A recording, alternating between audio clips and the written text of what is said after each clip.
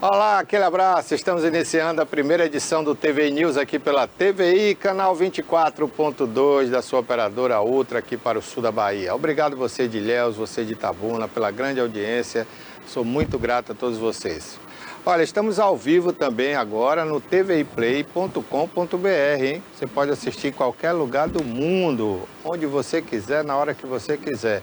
Lá também tem toda a programação da TVI e você acompanha tudo o que acontece no seu bairro, na sua cidade, no seu estado, no Brasil e no mundo. Notícias atualizadas minuto a minuto. É só você entrar lá no ícone Notícias e você vai direto para o maior portal de notícias do Brasil, que é o Jornal à Tarde. Mais de 200 anos aqui na Bahia. E você vai ver daqui a pouquinho no rodapé do seu vídeo aqui alguns destaques do que está acontecendo agora no mundo, né, passando aí no seu vídeo. Lá também você vai encontrar tudo que você quiser saber aí sobre o nosso streaming, tá bom? Você pode entrar lá, você vai ter conteúdo inédito lá no tviplay.com.br. Você também fica sabendo como anunciar aqui na TVI, né? Vá lá no ADS da TVI que você vai saber como anunciar. Muito fácil, hein? E barato, né? Que é mais importante. Olha, gente, o programa de hoje tem o quadro Entenda Direito. Hoje é quarta-feira, a presença do advogado Abraham Feldman, que já está aqui com a gente. E hoje é dia também do quadro PQP, com a jornalista renomada Maria Antonieta. Toné, qual o PQP para hoje? Bom dia, Barbosa, bom dia a todos. Novidades, como sempre, né? A parte também política e também a parte local, regional, as mortes em Ilhéus, que continuam aumentando. O índice de violência tem aumentado ao invés de reduzir. Aqui em Itabuna tem uma notícia boa, que é as obras de requalificação da FIC. Depois que deixaram cair tudo, agora estão requalificando. E no plano nacional a gente vai falar sobre a internação do ex-presidente Jair Bolsonaro, que passou mal e teve que ficar internado em Brasília. Ok, nós vamos falar também sobre outros assuntos, né, aqui da cidade, da região. Vamos falar sobre aquele assunto policial lá de Ilhéus, né, da morte daquelas 3 mulheres. Vamos abordar de novo o tema aqui no programa hoje. Tem novidades aí da parte da polícia, né? Então a gente vai comentar também aqui no programa. Vamos falar das obras que estão acontecendo ali no bairro São Caetano, né? Diuturnamente, né? Tem obra à noite, tem obra... E você precisa ter muita atenção, principalmente quem trafega ali como pedestre ou como ciclista. Vamos falar também sobre isso daqui a pouquinho aqui no programa. E hoje vamos falar sobre um evento que vai acontecer em Itabuna, né? Um evento multicultural, com a presença aqui do Sérgio Sepúlveda, que ontem esteve aqui, mas infelizmente a empresa de energia elétrica que atende aqui os baianos atende muito mal, né? E cada dia mais vem prestando um péssimo serviço à população da Bahia. Quero ver quando os nossos deputados, né, se é que nós temos deputado de verdade aqui na Bahia, e o governador, eles vão tomar providência para tirar, banir essa empresa aqui do serviço de energia elétrica da Bahia. Ou coloca outra empresa, ou então volta para o governo do estado. Porque na época que o governo atendia, era muito melhor o serviço do que hoje. Naquela época não tinha a tecnologia que tem hoje, a energia não era tão bem distribuída como é hoje, né? Os moradores não tinham energia solar alternativa. Hoje tem uma infinidade de alternativas. Aqui a Bahia é um dos maiores polos de energia eólica, energia solar. Muitas residências e empresas adotaram energia solar. Então nós não temos perigo de um apagão. Temos a nossa hidrelétrica ali de Paulo Afonso, que atende muito bem a Bahia e o Nordeste.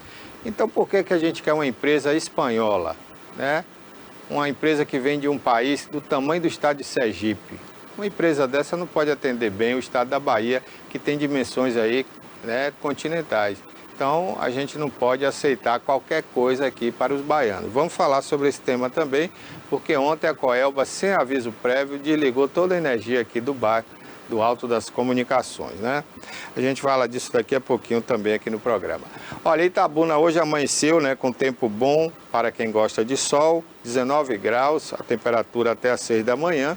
A máxima vai ficar na casa dos 28 graus a partir do meio-dia. Nesse momento aqui no Alto das Comunicações, no bairro de Fátima, bem pertinho de Ilhéus, estamos aqui a cerca de 600 metros da divisa dos 2 municípios. né, em plena Mata Atlântica, né, com visual lindo aqui da cidade de Itabuna. Nesse momento os termômetros aqui estão marcando 26 graus, algumas nuvens aí passando, né, na frente do sol, fica aquele período assim meio nublado, né, anublado, mas isso vai durar só até as 14 horas. Depois o sol abre aí definitivamente o dia inteiro, o sol vai brilhar forte a tarde inteira, tá bom? Não há previsão de chuva, pode haver uma precipitação ali, cair aquele chuvisquinho, mas nada, né, que venha alterar a sua rotina. Nós teremos aí para Ilhéus também hoje, deixa eu ver aqui como é que está Ilhéus, segundo o clima-tempo, a máxima não vai passar dos 27 graus aí a partir do meio-dia. Aliás, das 11 da manhã, né? A partir das 11 da manhã, 27 graus. Nesse momento, na Soares Lopes, 26 graus. O tempo está parcialmente nublado a nublado e a partir de 1 da tarde, né? O sol brilha forte aí com céu azul de brigadeiro, sem nuvens. Guararema com 26 graus nesse momento, a máxima 28 graus, meio-dia, hein? Também não chove, mas muitas nuvens no decorrer do período. Ibicaraí com 26 graus, a máxima 29 graus a partir do meio-dia. Vai ficar assim, né? Aquela nuvenzinha passando ali de vez em quando. O sol não vai brilhar tão forte hoje. Itajuípe 26 graus nesse momento, 28 a máxima a partir do meio-dia. O tempo também parcialmente nublado, a nublado durante todo o período. À tarde, né, já aí lá para as 16 horas o sol pode brilhar mais forte. Floresta Azul com 26 graus nesse momento, a máxima na casa dos 29, também com bastante nuvens, né? Uma nebulosidade aí que vai predominar durante toda a parte da manhã. Itacaré, o tempo muito fechado nesse momento, 25 graus, mas a partir do meio-dia o sol volta a brilhar forte e dá para pegar até uma praia, viu? Nada de chuva hoje em Itacaré. Porto Seguro com 26 graus nesse momento, tempo muito bom, céu, né, claro, sol forte e a máxima vai ficar na casa dos 28 graus. E Canavieiras, o tempo está muito fechado agora, mas já às 11 horas vai abrir, o sol vai brilhar forte, tá bom? E a máxima não passará dos 27 graus às 11 da manhã. Essa é a previsão do clima-tempo para algumas das principais cidades aqui do sul da Bahia, no dia de hoje, quarta-feira. Olha, gente, o Sutran, né, de Ilhéus, que é a Superintendência de Trânsito, né, lá é diferente, né? É uma autarquia diferente daqui, que é uma secretaria. Então, Ilhéus está comunicando aí que vai ser realizado nos dias 23 e 25 agora de setembro, né? Às 8h30 da manhã até às 16h30 na Praça Dom Eduardo, em frente ali à Catedral, né? Praça principal de Ilhéus, das 9 às 16 horas, a realização da Semana Nacional de Trânsito, tá? Sempre no mês de setembro, né? As entidades que cuidam do trânsito nas médias e grandes cidades se preocupam muito com a violência no trânsito e no mês de setembro faz ali um ato, né, para chamar a atenção dos motoristas para evitar acidentes, principalmente como vem acontecendo ultimamente, acidentes graves, né, que tem tirado a vida de muitas pessoas. Então o mês de setembro é um mês para chamar a atenção e o Sutran de Ilhéus está comunicando que vai realizar esse evento dos dias 23 a 25 de setembro na Praça da Catedral, bem no centro ali de Ilhéus. A gente vai falar mais sobre esse assunto aí no decorrer da semana. Bom, agora vamos falar aí sobre um evento multicultural que vai acontecer no Palácio Súria. O Palácio Súria fica ali no bairro de Jaçanã, né?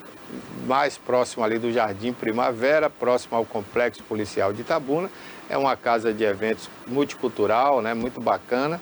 E tem aí na presidência o Sérgio Sepúlveda, cantor, compositor, um grande artista. Por falar nisso, tem um trabalho dele ontem, que eu conheci ontem, né?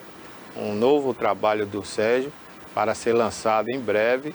Olha, coisa de primeira, viu, gente? A MPB do Brasil está precisando disso aí. Mas eu vou marcar com ele para vir aqui outro dia para a gente mostrar esse trabalho. Negócio sensacional, viu?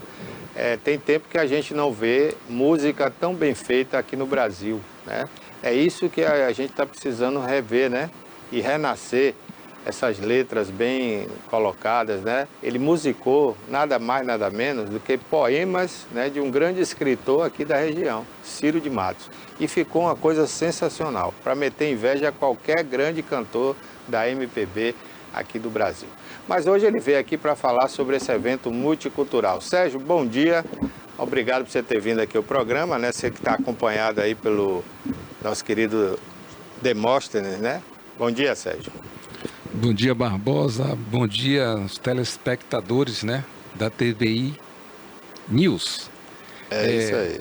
Aqui ao meu lado, aqui o Demóstenes, né, Almeida, entendeu?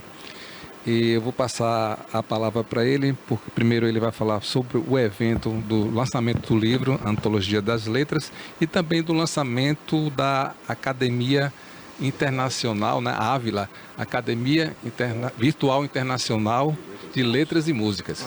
Com você, a palavra Demóstenes Almeida, o presidente da academia. Bom dia. Bom dia. Bom dia, Barbosa. Bom dia, região Cacaueira.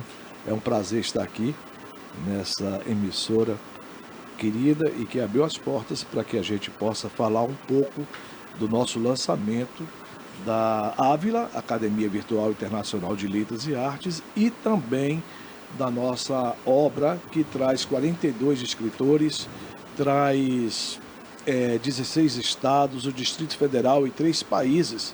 Vai ser uma festa literária fantástica, onde o Sérgio Sepúlveda abriu as portas da sua empresa para que a gente faça esse lançamento grandioso aqui na região Cacaueira.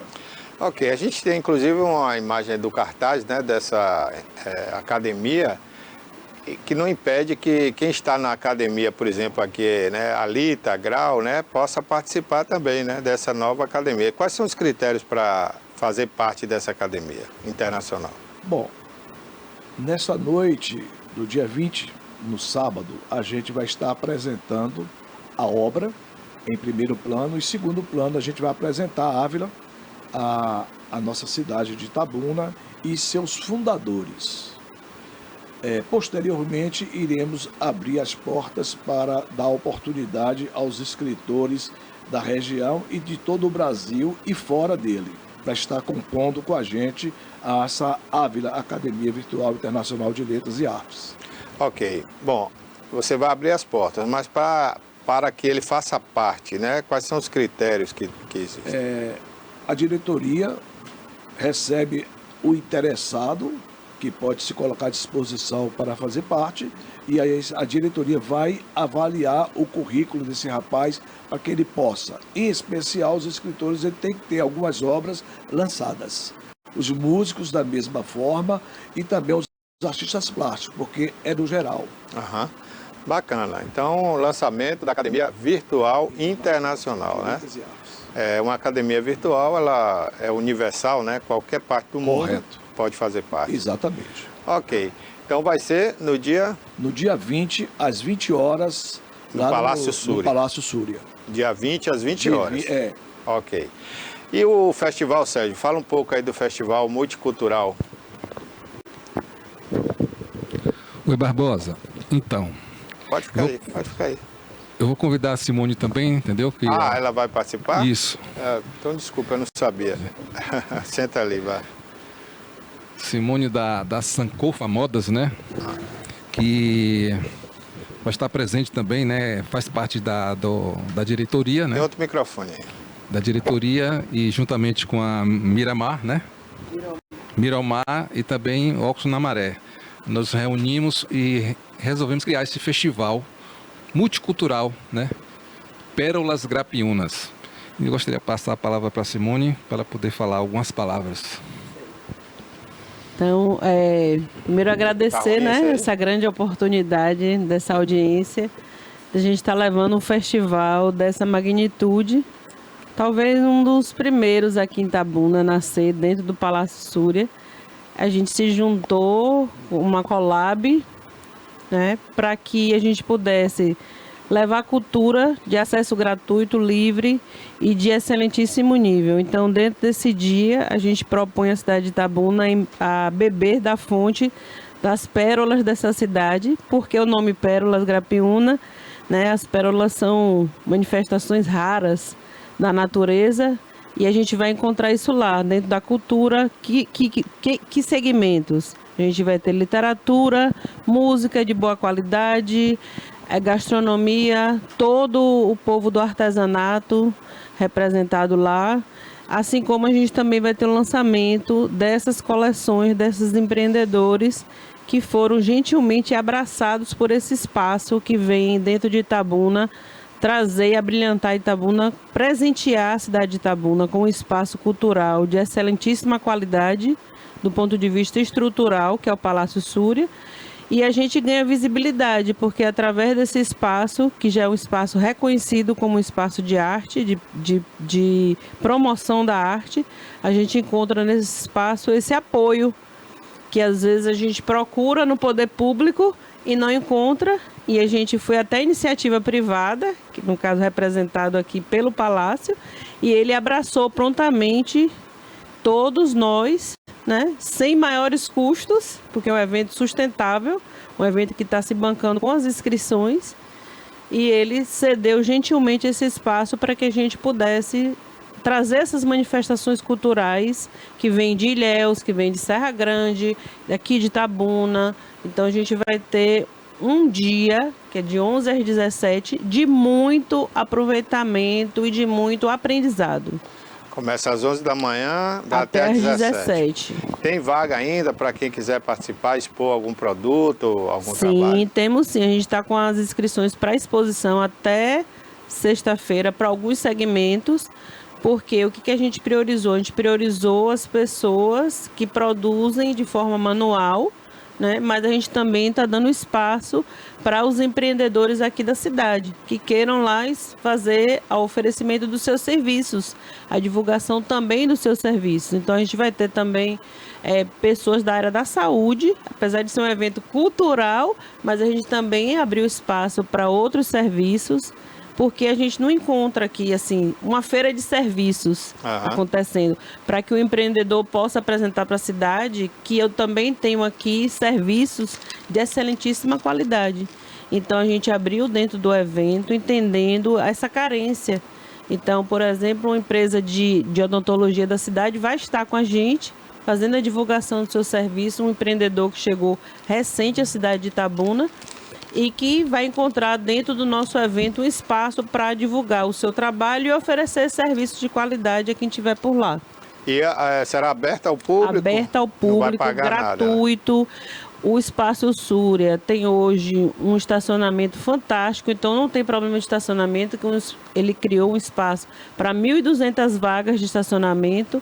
Então você lá não vai ter esse problema. Um lugar seguro, um lugar onde a gente vai ter segurança na porta recebendo as pessoas, um lugar que você vai estar tranquilo com sua família, vai acolher o idoso, a criança, a mulher, o homem, o deficiente físico, um espaço acolhedor. Ok, então repete aí o dia. Então a gente vai estar com esse primeiro festival multicultural, o primeiro de muitos, acontecendo no Espaço Súria, dia 21 de setembro, das 11 às 17. Vai ser a abertura da primavera, né? 21 de setembro. Justamente, meu amor. A gente escolheu essa data, que foi uma data escolhida por nós, né? Por Miromar, que é uma empresa que trabalha com cerâmica. O Palácio Súria vai ter um lançamento de uma coleção de óculos de um grande empreendedor que está aqui na cidade, que é o Óculos na Maré. E eu que trabalho com a moda africana e a moda indiana, trazendo aqui para a cidade de Itabuna também essa nova forma de vestir. E aí a gente se juntou e disse, olha, a gente não pode simplesmente fazer um desfile, a gente tem que presentear a cidade de Itabuna com uma ação cultural que fortaleça mais ainda a cultura. E aí veio o nome Pérola, porque Sérgio Sepúlveda é uma pérola nativa da cidade, uma pérola grapiúna nativa da cidade, e ele é um homem que tem o entendimento do coletivo. Ele não quer chegar lá em cima sozinho, ele quer levar com ele todo mundo. Sempre ele tem esse olhar de trazer para o coletivo os benefícios que ele recebe do universo. Ok, quero agradecer a sua presença aqui no programa. Sérgio, muito obrigado, parabéns, né, pela iniciativa, que seja um excelente evento. Estamos sempre aqui de portas abertas, tá? E Diógenes também, Demóstenes, né? Demóstenes. Barbosa, tem tempo ainda só falar da programação? Fala aí rapidinho. Prontinho, rapidinho aqui, né? Aí, durante a programação do evento, tem uma abertura com a fala dos realizadores, depois o palco aberto para os artistas, né, se apresentarem, exposição de artesanato, dança do ventre, Lucas Oliveira contando histórias, depois vão ter o desfile de modas, depois teremos Serra Grande, Abner Paz com show mímico, teremos Som da Natureza com o Gustavo, depois a apresentação de dança com o professor Alessandro e depois declamação de poesias com o Rafael Gama do projeto Alvorecer. Bacana. Parabéns. Cai que dia? Sábado, né? Domingo. Domingo, né? Domingo. Um dia bacana aí, né? Abertura da primavera, né? Abertura da primavera, um solzão aí, né? Pois é, quem não tem a opção de lazer, aproveita e vai lá, né? Acompanhar. Vai ter a praça de alimentação também. Pois é, se você não sabe onde fica, ali, gente, você indo para o complexo policial, você procura saber ali, todo mundo vai informar, né? Você entra ali à direita, né? Ali já é Jaçanã, não, ali é Jardim Primavera. Jardim Primavera, depois do Corpo de Bombeiros, né? Ponto de ônibus, primeira direita. Só seguindo os postos, tem o nome Súria até lá. Tem a sinalização, a rua está asfaltada, né? Isso, tá asfaltadinha na porta, tudo tranquilo. Isso aí. Beleza. Muito obrigado, Sérgio. Eu Sucesso, agradeço, viu? Está convidado, viu, Barbosa? Vou lá. E você está convidado a vir aqui mostrar seu trabalho também, certinho, né? Eu gostei muito do trabalho que você está preparando aí, né? Muito bom, viu? É isso aí. Olha, vamos agora, né, falar aí, Toné, sobre o caso das 3 mulheres que foram assassinadas em Ilhéus. Infelizmente, a gente tem que voltar a esse caso. Eu digo infelizmente porque a notícia é ruim, né? O cara que teria confessado o crime já está querendo voltar atrás. A polícia não encontrou provas técnicas, né, como material de DNA nos corpos da vítima que tem a ver com esse indivíduo. Teve uma outra morte em Ilhéus, um cidadão apareceu morto e já estão associando essa morte a esse crime. Então a gente tem que realmente começar tudo de novo, né, Toné? Infelizmente. Ilhéus continua registrando mortes violentas e causam preocupação à população. Mais 2 casos de mortes violentas foram registrados em Ilhéus no último fim de semana. No sábado, foi a Ana Flávia Costa dos Santos, de 39 anos, que foi morta a facada no bairro Teotônio Vilela. O suspeito é companheiro da vítima. Já no domingo, foi a vez de Breno Alencar Barreto, de 24 anos, ser assassinado a tiros no bairro Savoia, zona norte de Ilhéus. O autor do crime chegou à casa da vítima na garupa de uma moto, desceu, adentrou a residência, foi uma execução, executou a vítima e até agora não se sabe a motivação e tampouco foram identificados o seu autor ou autores. Quer dizer, no fim de semana, 2 mortes violentas. Ilhéus está se tornando o quê? Tá parecendo que vai ficar igual a Jiquié, que é considerada, foi a primeira no estado, no Brasil, a cidade mais violenta. Jiquié está ultrapassando.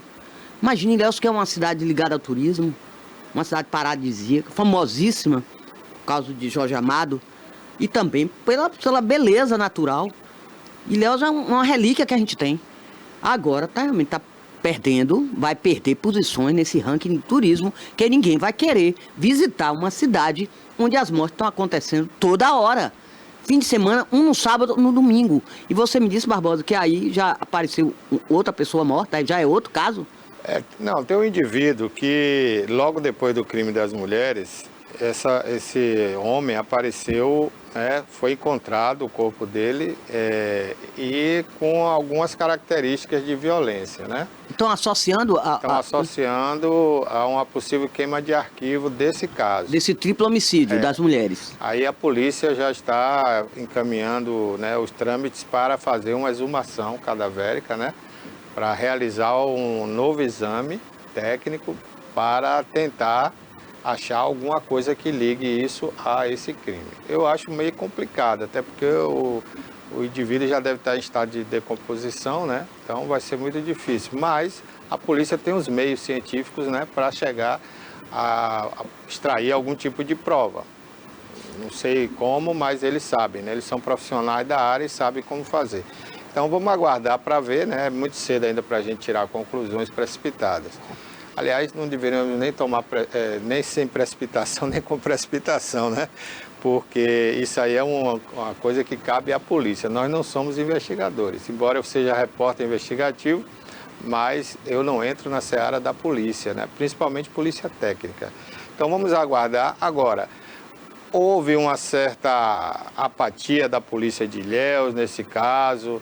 Eu disse aqui na segunda-feira, né? Foi muito estranho a Polícia Civil dar o caso como concluído. Desculpe, Barbosa, vou Quando a interromper. prisão Não é foi nem da com a polícia. apatia, foi a pressa.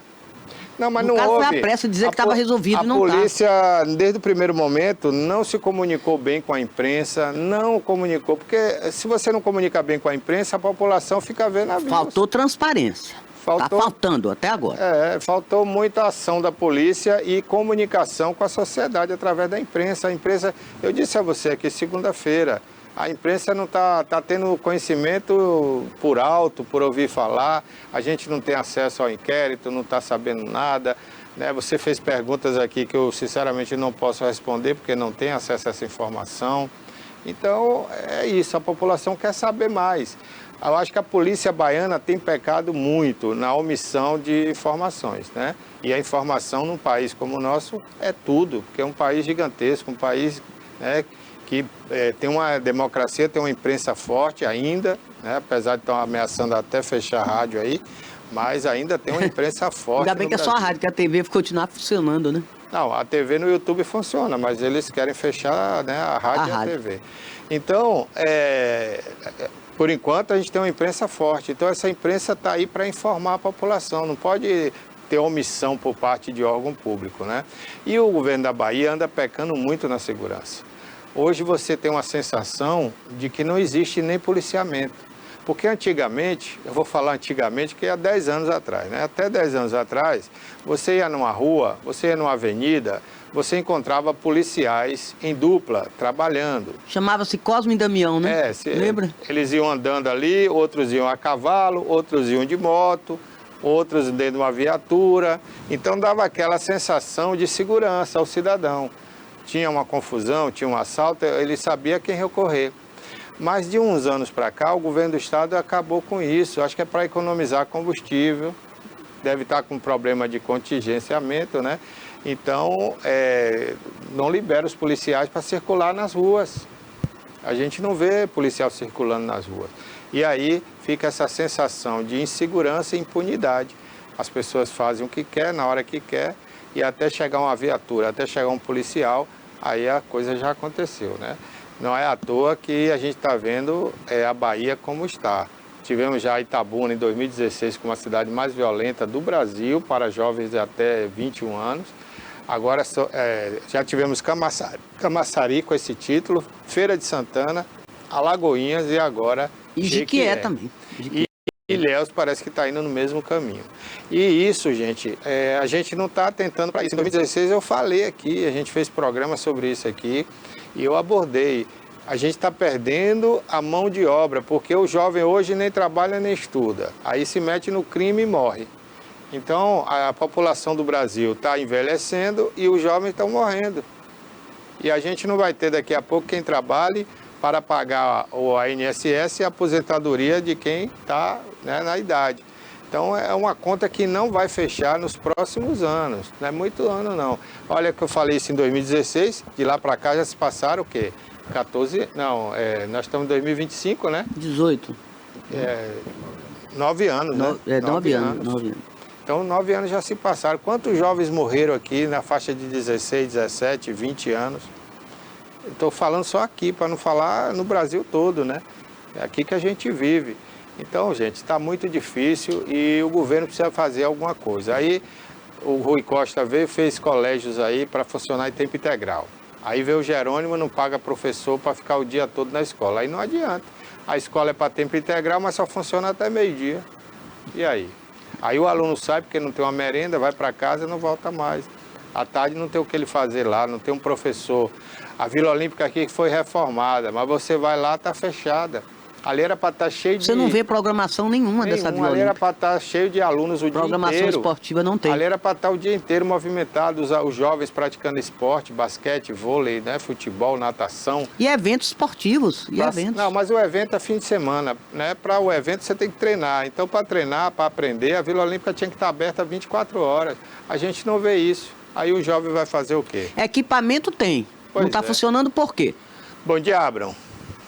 Bom dia, Barbosa. Bom dia, Toné. Bom dia a você que está em casa nos assistindo. Pois é, Barbosa, essa questão da segurança pública é complicadíssima. E você tocou agora num ponto, educação. Quanto maior o nível de educação de uma sociedade, menor O índice de os violência. índices de violência.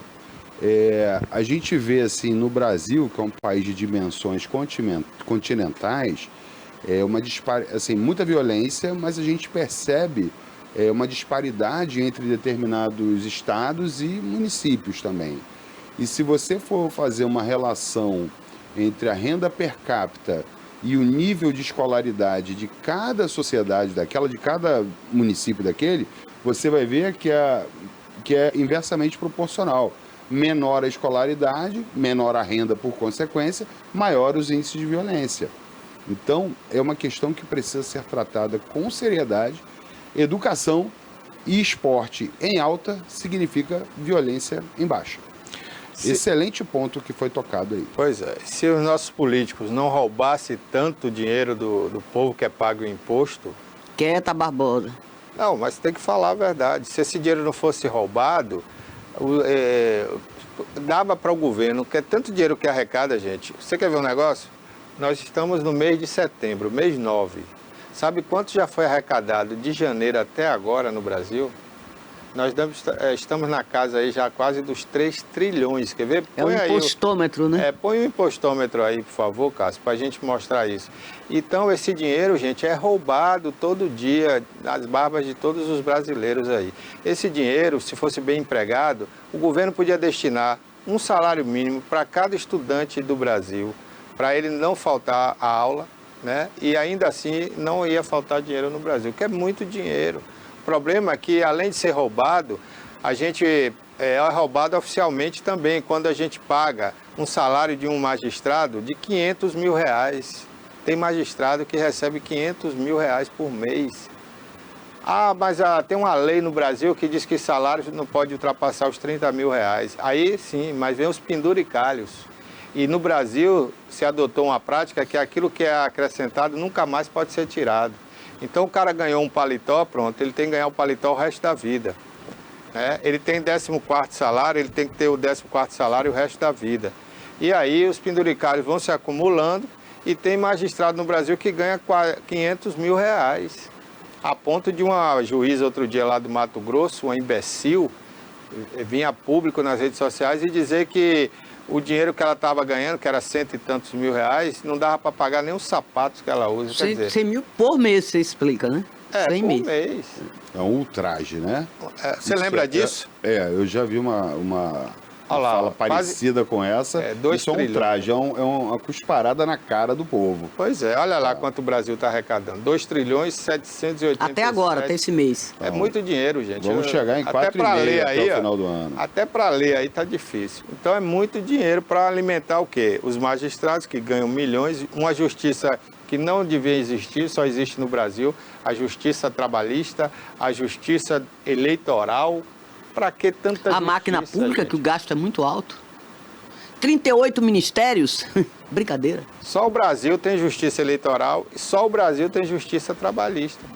Quer dizer, aí vem agora o Tribunal Superior do Trabalho e compra para cada juiz um carro que vale R$500 mil.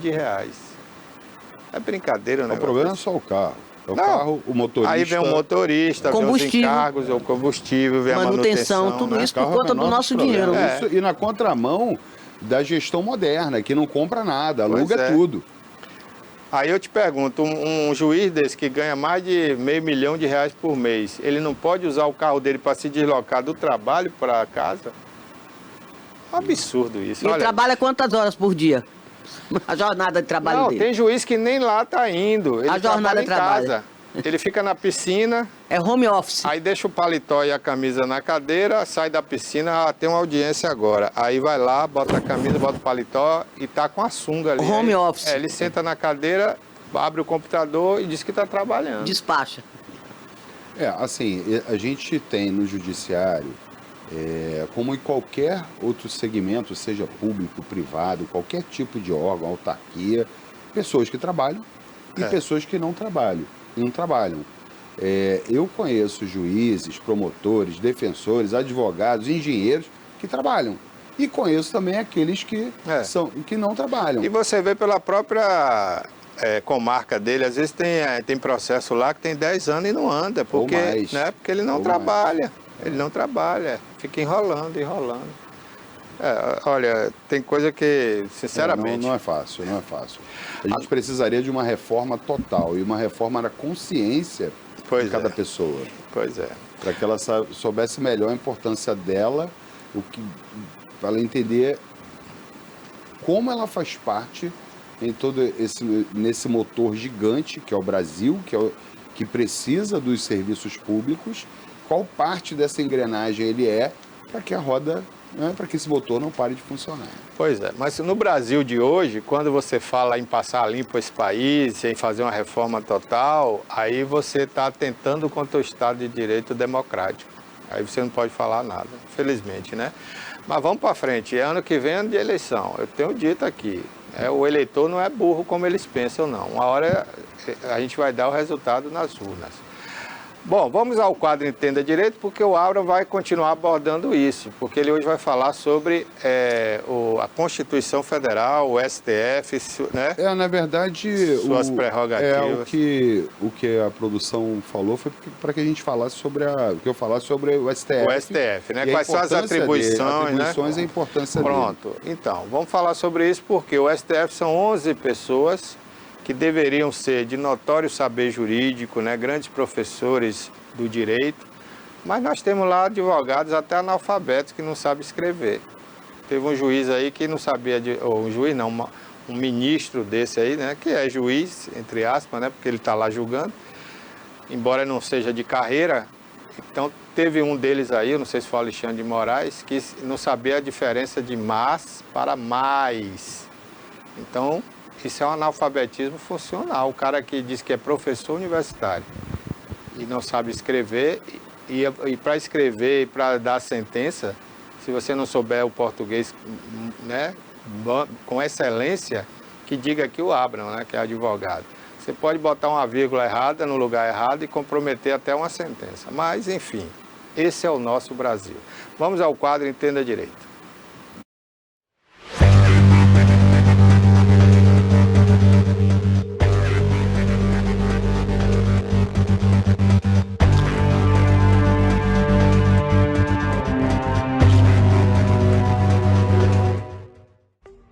Este conteúdo é uma obra independente. Seus comentários e opiniões são de responsabilidade dos seus idealizadores, não refletindo pensamentos e opiniões da emissora TVI. Bom dia mais uma vez, é bom tê-lo aqui conosco e bom estar aí na sua casa, no seu trabalho. Vamos lá, pessoal, o que é o STF? Supremo Tribunal Federal. Quais são as atribuições, qual a importância deles, o que o STF deve julgar, o que não deve julgar. Vamos falar um pouquinho também sobre, só uma pincelada, né, que é um tema que está bastante confuso, o chamado foro privilegiado, que na verdade não é privilegiado, seria o foro por prerrogativa de função. Vamos falar um pouquinho sobre isso tudo. Bom, o STF, o Supremo Tribunal Federal, ele tem, por atribuição, por competência atribuída pela Constituição Federal, como o principal, como o maior dever, a guarda da Constituição Federal. Então, o STF, ele pode ser e o guardião da Constituição Federal. Ele pode ser assim classificado, assim caracterizado.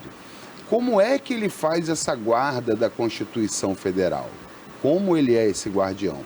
Através da interpretação do texto constitucional e a aplicação dessa interpretação às demandas que cheguem até ele, como ações diretas de inconstitucionalidade, ações declaratórias de constitucionalidade e demais ações onde ele seja o tribunal ordinário, tá? Que é aquele que recebe a devida ação, como foi no caso do julgamento do núcleo crucial, da chamada trama golpista, e as ações que cheguem lá incidentalmente, em grau de recurso, como recursos extraordinários e demais outros recursos que cheguem até ele. Julgamento de habeas corpus e diversas outras. Então, o STF, ele quando julga, seja na turma, seja no plenário, seja numa decisão monocrática de cada um dos seus ministros, que são magistrados, são juízes, e o Barbosa aqui tocou num assunto interessante, né? Você falou de 11 pessoas, né? E uma curiosidade aqui para o nosso telespectador, não precisa ser advogado. Não. Reputação ilibada, ter mais de 35 anos e ter notório saber jurídico.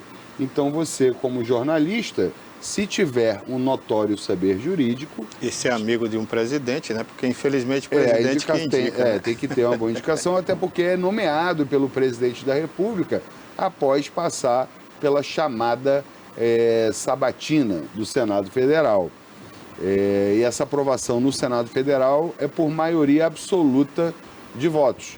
Tá? Então, no Senado são 81 senadores, então temos que ter 41, ainda que estejam presentes na sessão apenas 60. Tá? Então não é maioria relativa, seria a maioria absoluta.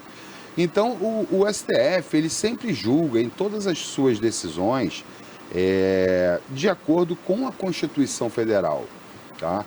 Aqui no Brasil, lógico, né? Aqui no Brasil a gente tem o nosso STF, ele deveria, na minha opinião, tá? E na opinião de alguns outros juristas e operadores do direito, se ater especificamente à interpretação de leis e à interpretação da Constituição Federal.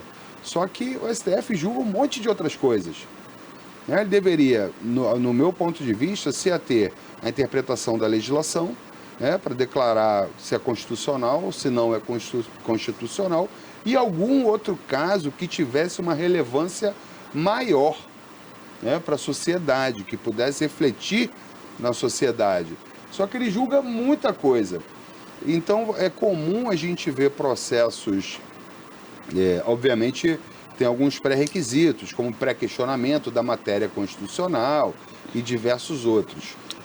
Em sede de recurso extraordinário, que o recurso extraordinário é aquele que busca que o STF analise à luz da Constituição Federal, e aí a gente fala sobre a Constituição Federal não somente como texto constitucional em si, mas também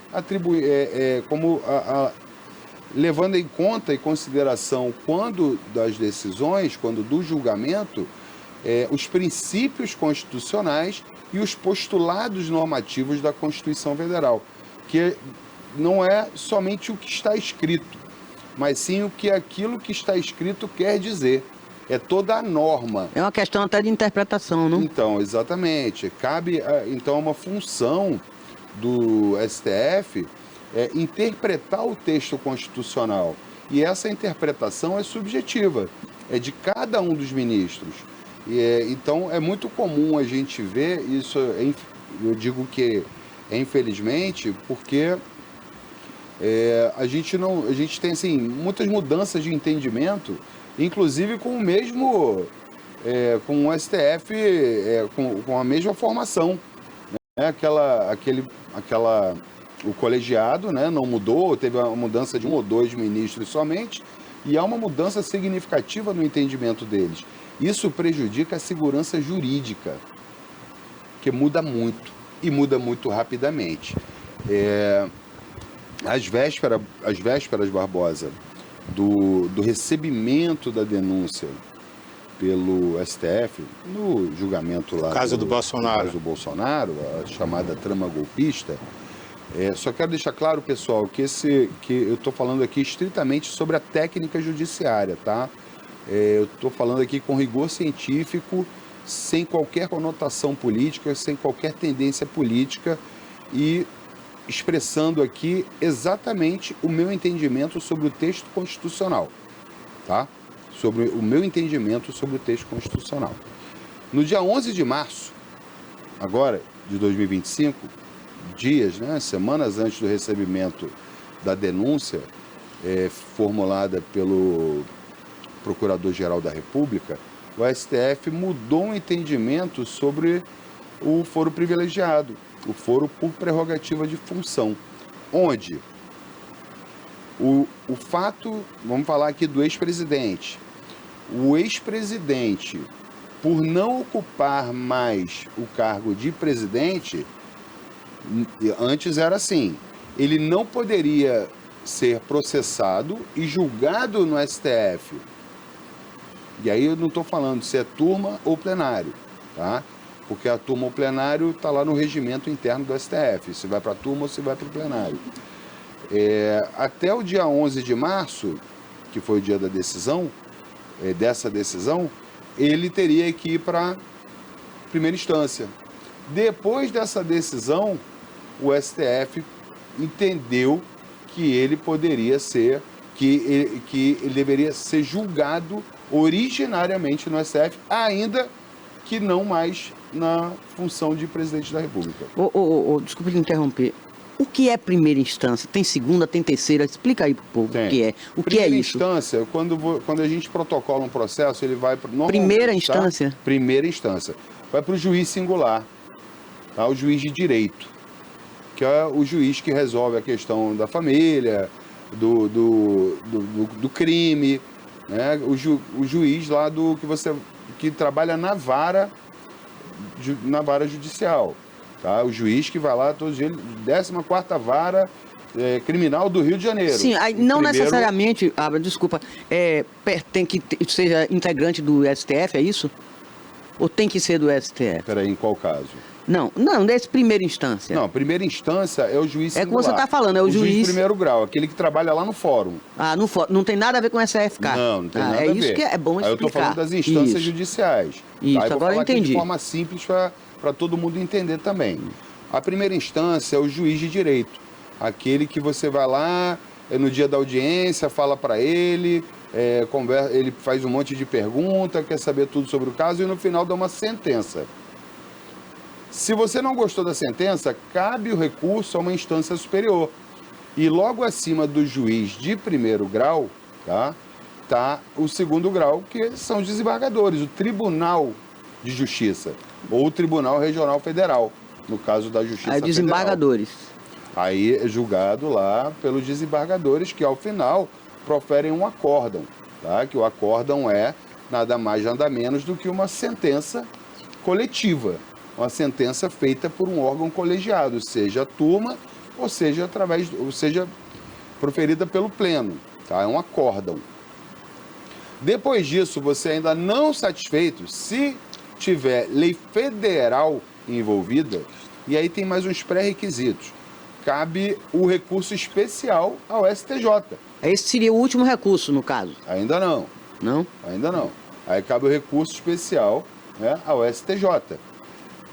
O STJ é o Superior Tribunal de Justiça. Superior Tribunal de Justiça, lá em Brasília, que é formado também por um monte de ministros. Então é juiz federal, né? É jurisdição federal já.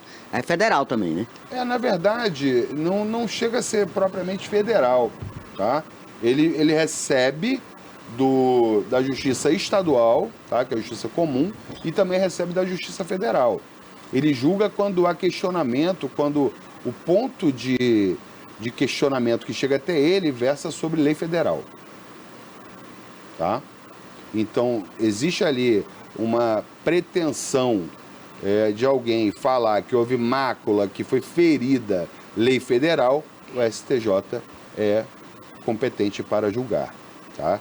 E ainda não satisfeito com essa decisão, com o acórdão proferido pelos ministros do STJ, se houver questão constitucional envolvida, cabe ainda recurso extraordinário ao STF. Aí é que entra o STF. Aí é que entra o STF.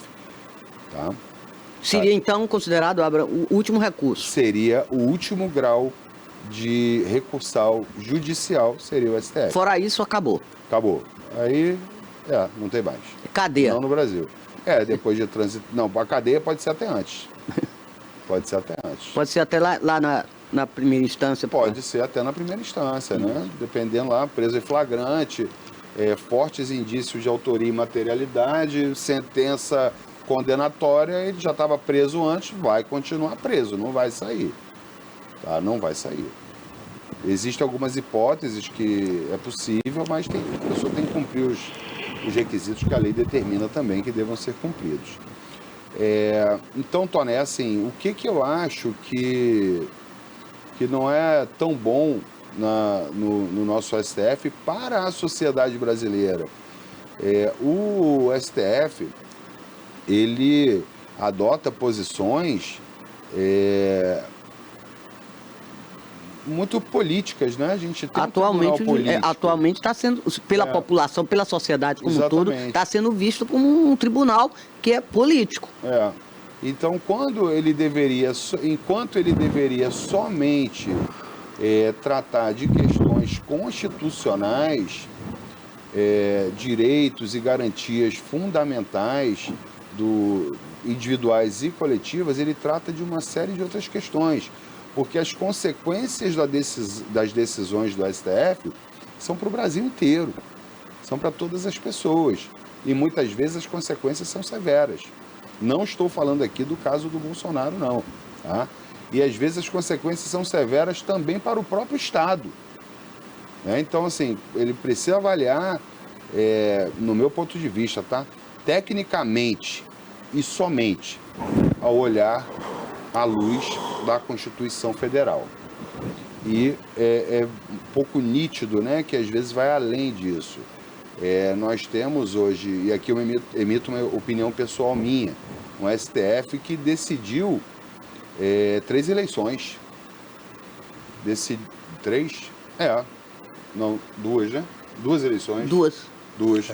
Ele decidiu a inelegibilidade do Luiz Inácio Lula da Silva, o atual presidente, e agora decidiu pela inelegibilidade também do Bolsonaro, do ex-presidente.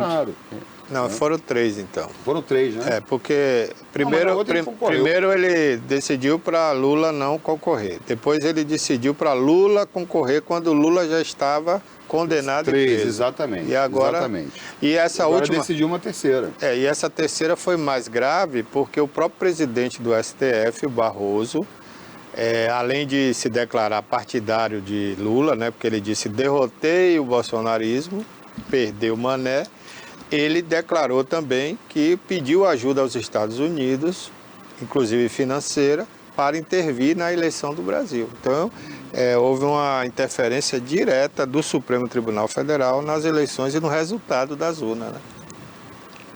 Né? Então, assim, eu, Barbosa, acho que um tribunal composto por aquelas pessoas que têm tanto saber, né, e sabem muito notoriedade. Mesmo, e sabem muito mesmo, tá? Olha, eu não sei não, o Dias Toffoli, eu tenho minhas dúvidas que ele tem esse conhecimento todo. Não, tem sim.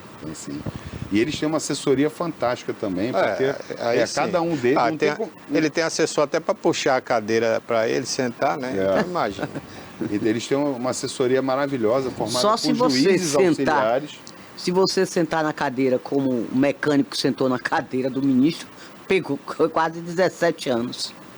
Brincadeira, você não pode nem sentar na cadeira do ministro desse. É brincadeira, né?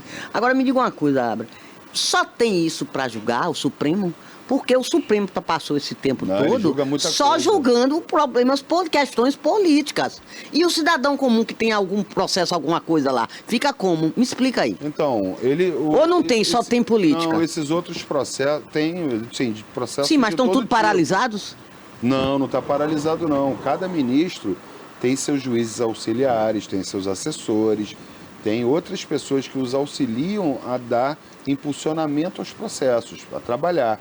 Tá? É impossível para um ministro daqueles, ainda com toda a sua capacidade técnica e toda a sua capacidade funcional, sua capacidade de trabalho, julgar tantos casos, né? Então, existe lá toda uma estrutura, né, que facilita e dá celeridade a esses outros processos. Então, muitas vezes, a gente pode falar, só estão fazendo isso aqui do Bolsonaro há 10 dias. Não, a equipe toda está trabalhando nos outros processos.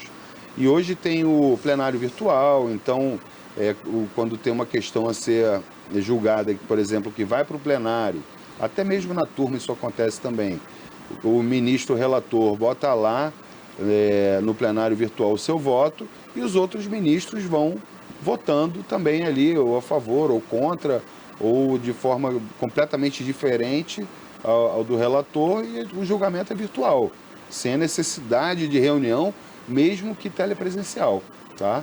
É virtual mesmo, bota o voto e os outros ministros acompanham ou não, ou abrem uma divergência completamente diferente. Agora, tem uma coisa que me impressiona, que me deixa muitas dúvidas. Assim, o Supremo... não é tarefa fácil, hein? Né? Não deve ser. Mas você passou o tempo inteiro, nos últimos anos, julgando só esse golpe. Que eu não sei se foi golpe, não cabe mais a mim aqui dizer. Agora, como é que você pode julgar uma suposta trama golpista? Se é suposta, é suposição. Uma suposta tentativa de golpe. Ainda é tentativa. Então não foi uma execução, não executou. Então é suposta suposição. Você pode julgar uma suposição? Me explica aí. Então, eu não suposta trama golpista. Eles mesmos batizaram assim. Suposta trama golpista. Então como é que você pode julgar uma coisa que é suposição? Eu não tive acesso aos autos, não posso falar sobre o processo em si. Eu vou falar... A terminologia, Abra, então tá mal aplicada. Assim, eles entenderam que foi consumado, que houve a consumação. Eu acho que alguma coisa teve... Alguns tiveram também a tentativa, não lembro exatamente. Sim, mas tentativa é tentar. Não, mas a tentativa é punível, tá? Tentativa é crime. É crime, é o mesmo crime, só que com a pena um pouco reduzida. Acho que é de 1 a 2 terços que reduz. Eu posso até verificar aqui no Código Penal, mas a tentativa é punida, sim. Tá? Você não vê a tentativa de homicídio? É crime, é o crime de homicídio, tentado. É o mesmo crime, só muda que foi tentado, a pessoa não obteve êxito. Então não muda o crime ou não deixa de existir o crime, é o fato dele ter sido tentado e a pessoa, por um motivo alheio à sua vontade, não ter conseguido chegar a consumá-lo. Então continua sendo o mesmo crime. O que não é punido, tá, é se os atos preparatórios ou a cogitação, que tem o iter criminis, né? Primeiro é a cogitação, depois vem os atos preparatórios, a tentativa e que já começa a execução, né? Tentativa e consumação. Né? Eu acho que é isso. Eu posso ver depois também, porque eu não sou criminalista. Então tem esse iter criminis, que é o caminho do crime. Então, se o crime não chega nem a ser tentado, ele não é considerado crime. Mas os atos preparatórios, se alguns daqueles atos já configurarem crime, eles não serão processados e julgados pelo crime final. Por exemplo, vou matar alguém. Vou matar o Barbosa. Ave Maria. Vou matar o Barbosa. Hoje não. Peraí, então, quieta isso. Eu vou na favela, compro uma arma ilegal. Né? Uma armazinha lá raspada, não vou matar o Barbosa. Não é uma réplica, não, é de verdade. É de verdade mesmo. Até aí é um ato preparatório. Não, é um ato preparatório, mas eu já... não vou matar o Barbosa nada. Só que quando eu vou jogar minha arma fora, a polícia me pega, rapaz, que arma é essa aí? Uhum. Eles não vão me prender, não vão me pegar ali, eu não vou ser processado e julgado pela tentativa de homicídio. É só pelo porte ou não de arma? Exatamente. A procedência da arma. Pelo fato de... Se você falou que a arma pode estar raspada, né? Exatamente, eu vou ser processado e julgado pelo crime que eu cometi até ali, que foi referente à arma. Né? Eu tenho uma arma, portando uma arma sem licença para isso, o fato de ser uma arma adulterada, então você é processado e julgado por esses crimes. Porque tem uma diferença entre posse e porte de arma? Tem. Né? E tem também o transporte, né? Você pode ter posse da arma, você comprar a arma, mas você tem que ter necessariamente o porte da arma. O porte da arma é para você andar com ela. Aí você tem que portar a arma, que é diferente, por exemplo, de transportar. E comprar, qualquer um pode comprar? Não, tem que ter a autorização. Você tem que ter a autorização para ter a posse da arma. Tá? A posse quer dizer que você pode ter a arma em casa. Exatamente. Né? Você não pode portar. Ah, eu vou à praia. Vou levar minha arma. Não pode, botar no carro e tal, não pode. Não, né? não. E me parece que é mais ou menos assim. Se a pessoa não for como caçadora, né, por exemplo, ela pode pegar a arma para ir para o clube de tiro, né, para treinar. Ele não pode andar, vou trabalhar, vou levar minha arma aqui no porta-mala. Não, por que eu vou levar uma arma? E assim, eu vejo que muita gente gosta de arma, né, de ter arma. Eu acho que a arma só aumenta a violência. Só aumenta. Não diminui. Nos Estados Unidos é um absurdo o índice de porte. Mas assim, o porte de arma eu sou contra, porque o indivíduo ele vai para um barzinho, ele vai armado, aí ele vai encher a cara e perde a razão. Agora, a posse de arma para proteger sua casa, seus filhos, sua família, eu acho que isso não é errado. Qualquer cidadão, na minha opinião, deveria ter uma arma em casa. Não é? Independente de ser lei ou não, acho que todo mundo tinha direito de andar armado. Agora, se fala muito em desarmamento, mas aí não desarma bandido. Não. Na década de 80, foi 90. Teve um movimento para desarmar o Brasil e os bandidos se armaram mais ainda. Inclusive, muitas armas... A campanha do desarmamento, né, Barbosa? Muitas armas que foram doadas por pessoas de bem, essas armas, a própria polícia se encarregou de ou facilitar ou deixar ir para a mão de bandidos naquela época, né? Então, eu acho que isso não é certo. Eu acho que quem tem equilíbrio emocional, quem tem condições financeiras de ter uma boa arma em casa, que tenha, né, para se defender. Agora, o porte na rua, ou qualquer pessoa hoje briga no trânsito, quer matar outro, isso aí não, eu acho errado. A questão... Inclusive, o advogado tem tem direito ao porte. Cumprido alguns requisitos, obviamente. O que eu vejo, Barbosa, é que muita gente tem arma, mas não tem capacidade de atirar. Pois é, eu disse isso aqui a semana passada, eu comentei isso aqui. Eu acho que o porte tinha que ser dado a uma pessoa mediante um exame psicotécnico, né? Psicotécnico e também de ver se ele tem habilidade para atirar. Tinha que participar de um clube de tiro, alguma coisa para aprender porque a muitas usar. vezes a pessoa não tem a habilidade para atirar. Eu não sei como é que funciona bem essa questão de clube de tiro, deve ter uma prova, né? Tem, né? Então ali deveria ter, você tem que acertar 5 tiros, você tem que acertar 2 no alvo. Aí imagina, você tem uma arma para se defender, supostamente, ou defender o direito de outra pessoa, no caso a legítima defesa de terceiro, a legítima defesa alheia, e aí você vai atirar no ladrão, no ladrão não, né? Mas um invasor dentro de sua casa. Né? Você vai atirar. Na rua, né? O cara pega, vou matar essa pessoa aqui. Você está vendo que a agressão é injusta e você vai em legítima defesa de terceiro. Não, rapaz, o cara vai matar o outro cara ali.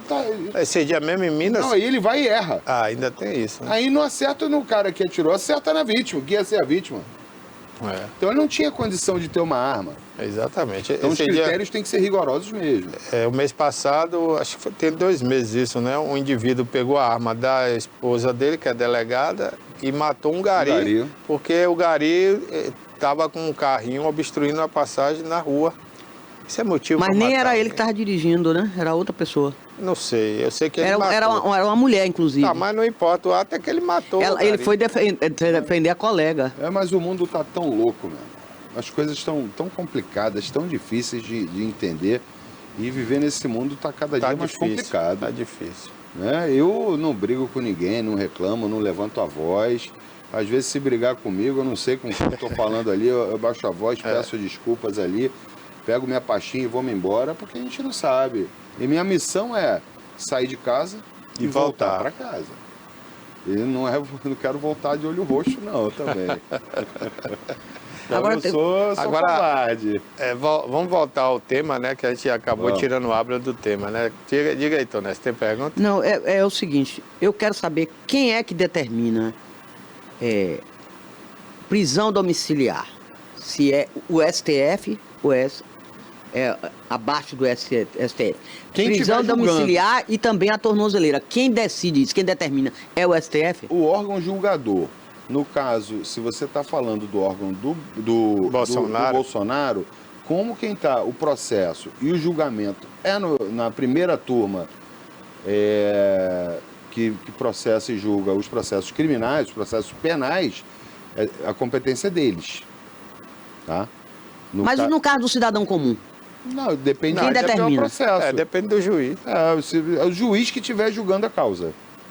E aí eu estou falando, seja juiz, desembargador, ministro, é a mesma coisa. Está todo mundo nesse ponto aí no mesmo cesto. Mas cabe a ele. Não necessariamente o STF. Não, o juiz, qualquer um. Qualquer um, né? Agora, só um parágrafo aqui, Toné, um parêntese, perdão. O uso da tornozeleira, né? A mordaça, no caso, para o cara não falar, não dar entrevista e tal. Mordaça. Isso tem que seguir alguns critérios, né? Tem. O juiz não pode arbitrar assim, como o Alexandre de Moraes, por exemplo, está fazendo, sem uma justificativa técnica. Bolsonaro ele pode até alegar que poderia fugir, né? Tudo bem, usa a tornozeleira. Agora, o caso de calar a boca, de proibir que o cara dê entrevista, que o cara fale com alguém, eu acho que aí já é abuso de autoridade. E tem uma lei no Brasil para isso. Porque eles acusaram o Bolsonaro porque mostrou a tornozeleira. E se ele tiver de bermuda, vai aparecer da mesma forma, que bobagem. Não foi porque apareceu a tornozeleira. Eles entenderam que ele deu uma entrevista e... Mostrou. E mostrou. E não é o fato de mostrar. É que ele deu entrevista e não era para ele dar entrevista. Ele está proibido de falar com a imprensa ou falar com pessoas. Ou de exibir até a tornozeleira, não pode exibir, não pode mostrar. Não, isso aí pode. Não é porque ele mostrou a tornozeleira, é porque ele deu a entrevista à imprensa. Ele não estava autorizado a dar entrevista à imprensa. Na visão do juiz, né, que é o Alexandre de Moraes. Sim. Agora, se a gente for para a questão da legalidade, isso não existe. O juiz ele não pode ter criatividade. Ele tem que ser até a lei. Eu sei que você não é da área criminal, mas você é do direito, você entende. Você não pode negar o direito de fala de uma pessoa que não foi condenada ainda, ou não tinha sido condenada naquela oportunidade, né? Não é uma prisão preventiva, porque não havia motivos legais para uma prisão preventiva. E mesmo que fosse, né, o fato dele falar com outras pessoas, isso não podia estar proibido, né? O direito de expressão, né? A liberdade de expressão de cada um. E não é só de expressão. Ali ele ficou impedido, né? De rede social. A decisão, à época, ela não disse se poderia falar com a família, com os amigos. Pode ser que assim, a gente consiga ver outra como coisa, uma viu, Abra? decisão que foi exagerada. Ele fez um procedimento, foi para o hospital, e agora está até internado, não sei se já saiu, passou no hospital. Mas aí, na volta, ele demorou um pouco de entrar no carro, porque ele estava acompanhado pelo médico dele particular, e o médico parou para atender um repórter. Aí o ministro do Supremo, Alexandre de Moraes, deu 24 horas para a Polícia Federal explicar por que ele demorou mais 5 minutos de entrar no carro. Gente, não é brincadeira. E ele parou porque ele estava acompanhado do médico, o médico parou para atender o repórter, ele ficou lá parado, estático. Só assim, não pode falar, esperou o médico falar lá, o médico falou, aí entrou no carro com ele, ele foi embora. Então Moraes deu 24 horas, por que essa demora? Gente, tá ficando feio isso. A coisa tá muito acertada. Vocês viram isso? Vocês viram? Não, isso eu não vi. Ele deu 24 horas para a Polícia Federal explicar por que essa demora. Ele não saiu do hospital e entrou logo dentro do carro. O Alexandre de Moraes, ele tem um perfil complicado, né? Porque o Alexandre de Moraes, ele foi colocado no Supremo por Michel Temer, que, segundo as más línguas, foi fruto de uma chantagem que ele fez enquanto promotor em São Paulo. Ele pegou o telefone da primeira-dama, mulher de Michel Temer, que tinha sido roubado, e teve acesso às mensagens que tinha nesse celular. E houve uma chantagem para o Michel Temer, né? Se ele não colocasse ele lá no Supremo, que ele ia levar a público essas mensagens. Isso é o que rola na internet. Eu não sei se isso é verdade. Eu desconheço. E aí o Michel Temer promoveu ele ao ministro do Supremo Tribunal Federal. Porque o Michel Temer, ele tinha essa prerrogativa, ele era presidente no cargo, e, se não me engano, foi com a saída do Marco Aurélio, não, teve Marco Aurélio Mello? Não, acho que teve outro ministro que se aposentou, né, por tempo, só se aposenta por idade ali, né? E aí ele colocou o Alexandre de Moraes. Mas, enfim, eu acho que o Alexandre está, assim, nadando, né, de braçada nesse poder que ele conquistou. Com a coisa da autocracia, né? Ele se auto-intitulou mandatário do Brasil quando ele começou a proibir o presidente Bolsonaro de nomear delegado, de fazer, de acontecer, e ninguém fez nada. O próprio presidente Bolsonaro não se mostrou competente para ir de encontro a esses atos de Alexandre, e ele foi crescendo. Eu disse aqui no programa e venho dizendo, se der mais corda a ele, ele vai tomar o poder do Brasil. O que uma vez foi até um objeto de um estudo meu, é a ditadura do judiciário, né? Pois é, mas agora aqui judiciário. Aqui no Brasil é a ditadura de Alexandre Moraes, porque ele se arvora o cara, ele é o cara, né? Ele manda prender e manda soltar, ainda dá risada quando dá uma sentença contra a vítima, né? Então, mas todos os membros do STF foram indicações políticas, né? Esse notório saber que vocês falaram aí, eu acho, Sabatina, isso não importa. Chega lá no Congresso, todo mundo, foi Lula que quer, o presidente, não sei quem. Então...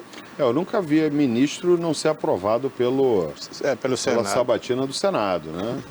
Ou seja, aquela indicação tem um peso sempre enorme, indicação política. Sempre vai. E a gente tem hoje... Eu nunca vi ninguém ser reprovado, que é pior. Isso que ele está dizendo o Cristiano Zanin, que foi advogado do Lula, que é ministro do STF. Que tirou Lula da cadeia. O André Mendonça, que foi... O Nunes Marques. também foi colocado pelo Bolsonaro. O único juiz de carreira que tem ali, que também foi indicação, mas é um juiz de carreira, é o Fux, né? Que era juiz no Rio de Janeiro e foi para lá. Eu acho que tinha que ser o seguinte...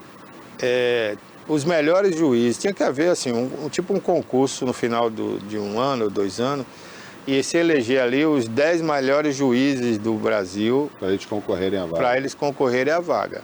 Independente se ele tem partido A ou B. Tem uma lista tríplice, tem nessa indicação? Não existe. Só existe um e acabou? É pessoal. Isso aí é uma prerrogativa do presidente da República. Ele tem direito a escolher. Pode ser qualquer um.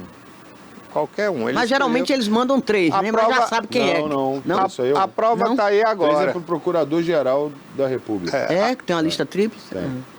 Não, mas Lula não respeitou isso também, não. O procurador que está lá foi um pedido de Gilmar Mendes e de Alexandre de Moraes. Ele falou, vou botar, contanto que faça o que a gente quer, né? E está lá o Ganô, né? Como é que é o nome dele? Eu esqueci o nome dele agora. Então, a gente seria um processo mais justo, né, se fosse dessa forma, porque a prova que não existe esse critério foi o advogado do Lula, né, que advogou para o Lula durante a Lava Jato. É o Cristiano Zanin. Zanin. Cristiano, ele pode ser até um brilhante. Ele tem uma brilhante. qualidade técnica maravilhosa. Sim, pode até ter. Pode até ter. A gente vê ter. Mas no momento que ele já se colocou na primeira turma para punir o maior adversário do Lula, agindo contra tudo aquilo que ele defendeu. Ele vai votar contra Lula? Não é possível. Porque o Zanin, quando o Lula foi condenado, ele disse textualmente, isso está gravado, né, que o Lula tinha sido julgado no foro errado, incompetente, que o Lula não tinha prova contra o Lula, e ele era contra esse tipo de julgamento. E agora ele fez tudo isso contra o Bolsonaro. Ou seja, não existe prova material do Bolsonaro, como não existiu também do Lula. E ele foi lá, então isso fica comprovado, né? Mas enfim, eu não vou te atrapalhar, eu só queria colocar esse sentimento, que acho que é da maioria dos brasileiros. Não importa quem indicou, se foi o presidente da direita ou da esquerda, eu acho que não tinha que ter indicação de presidente nenhum. Tinha que ser por mérito. Seletivo. Tinha que ser por mérito. Tinha que ser, exatamente, tinha que ser a meritocracia, não é? É só indicação política.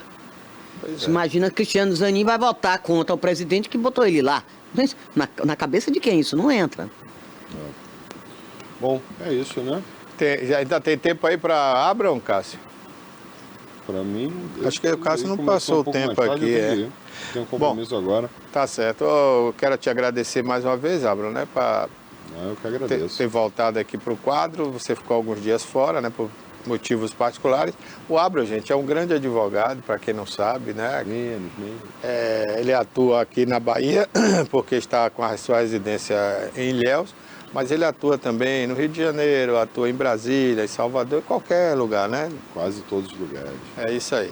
Até no STF, se precisar, ele vai lá com recurso, ele vai lá para defender nós. STF eu faço também, Tribunais Superiores, STJ, STF e TST. Até instâncias superiores. Não é brincadeira não, viu, gente? Então tem semanas que o Abra está viajando, né? Está em audiência e não tem como vir aqui, o programa é ao vivo, né? Mas quando ele pode, é sempre enriquecedor aqui para o nosso programa. Muito obrigado. De nada, eu que agradeço mais uma vez. Tonezinha, prazer enorme revê-la. A você, um grande beijo, um excelente resto de semana e um final de semana maravilhoso. Até a próxima. É isso.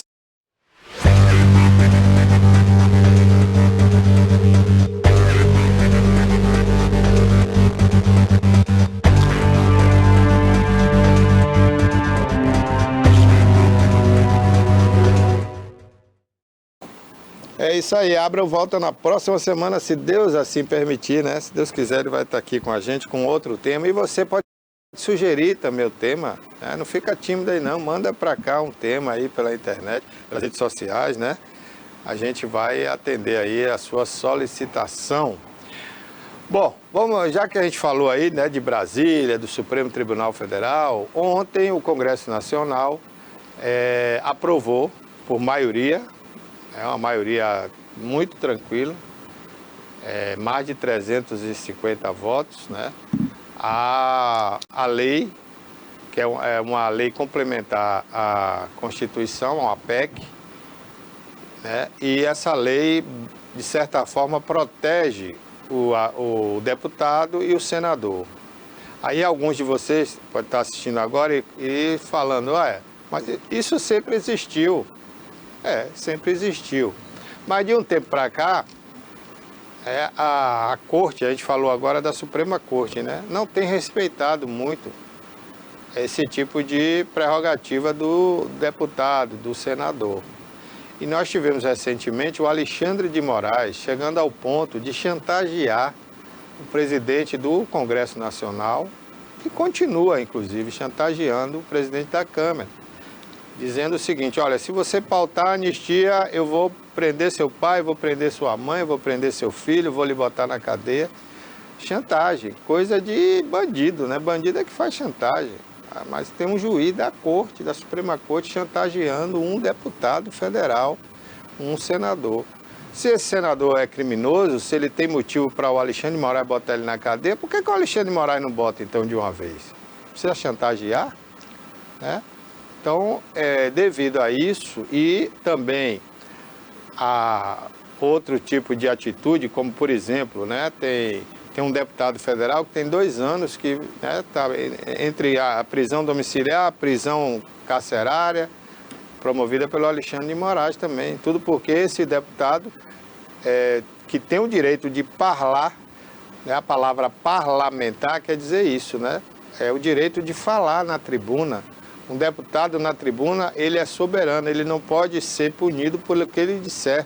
Ele pode dizer qualquer asneira ali, desde quando não caia, né, dentro daquela questão do regimento interno da Câmara, ele pode falar o que ele quiser, ele é protegido por lei. E o Alexandre de Moraes não respeitou isso e mandou prender o Daniel Silveira. Tanto que o Daniel ficou preso um tempão, está até doente, né? Teve um problema grave, porque a prisão no Brasil é um negócio insalubre, né? O cara pisa em fezes ali, é um negócio sério. Então ele teve um problema nas pernas, está até internado, se não me engano ainda está internado. Então, isso revoltou muito os deputados. E eles ontem aprovaram a lei com maioria. Não adianta alguém dizer que é inconstitucional, como a OAB está dizendo hoje. A OAB que estava omissa, né? Agora apareceu para dizer que essa lei ontem foi inconstitucional. Como inconstitucional? Se quem pode fazer a lei são os deputados e ninguém mais.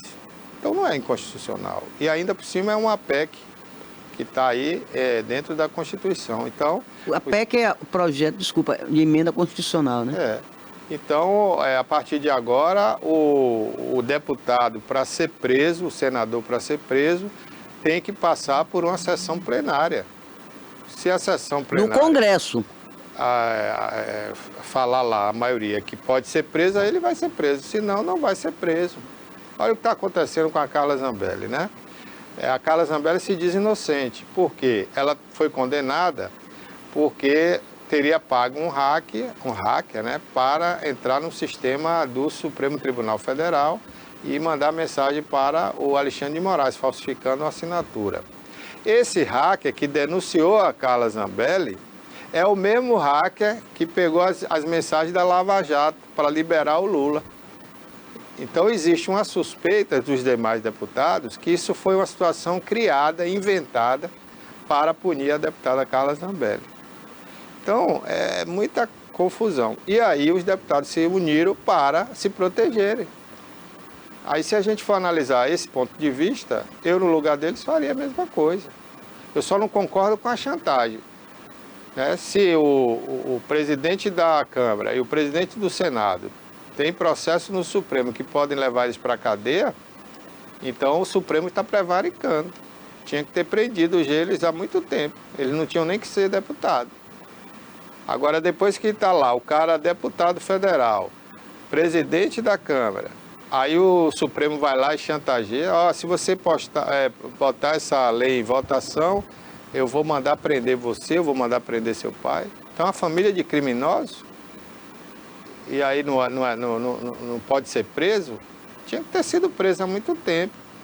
Então, paciência, né, gente? Agora tem gente contra essa votação, porque isso protege os deputados e tal.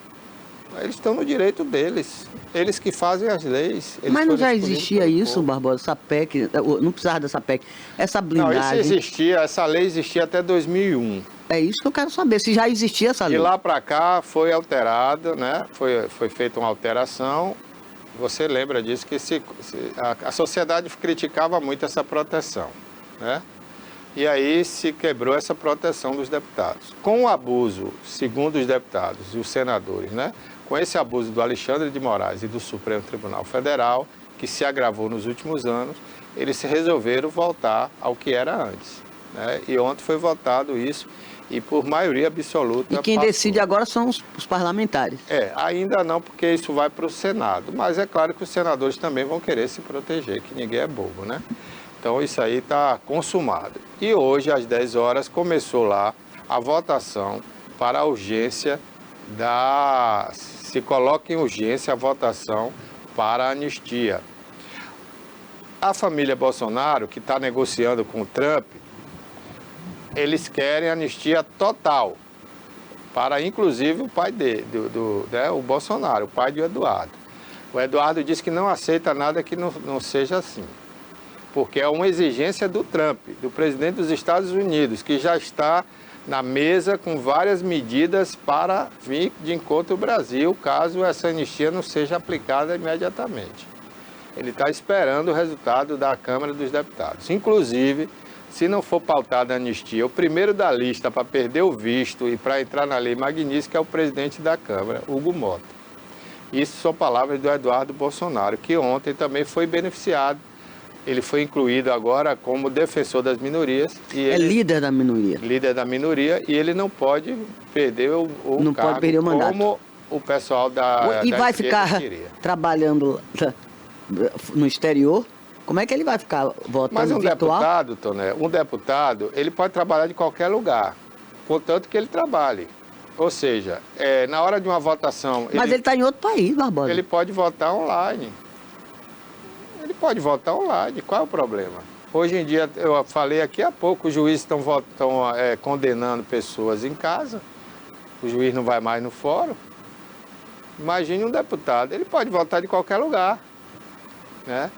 E ele está fazendo isso, ele está participando todo dia no horário que ele tinha que estar na Câmara, ele está lá na internet, né? Presente e disposto ali para trabalhar. A oposição é que não está gostando disso, né? Claro, o Lindenberg Farias, que é um condenado, inclusive, não deveria nem estar lá como deputado, porque ele é condenado por crime de administração pública, né? Ele foi condenado a não ser candidato, inclusive, e liberaram ele para ser candidato. O Lindbergh tá louco, né? E aí fica ali pedindo isso, pedindo aquilo, pedindo prisão. E essa prisão domiciliar do Bolsonaro, inclusive, foi um pedido dele para o Alexandre de Moraes, né? Eu diria até uma ordem dele, porque o Alexandre de Moraes está cumprindo ordem, né? Porque tudo que o cara fala, ele vai lá e faz. Então ele está cumprindo ordem. Então quem está mandando mesmo, que as pessoas falam? É o PT. Você agora acertou em cheio. Aí eu fui atrás na minha cabeça, não, quem manda no Brasil hoje é o Supremo Tribunal Federal, o STF. É o Poder Judiciário. Não é. Quem manda mesmo é o Executivo. É o Executivo que manda ao Poder Judiciário ditar as leis conforme eles querem. Você sabe qual é o mal do brasileiro, Toné?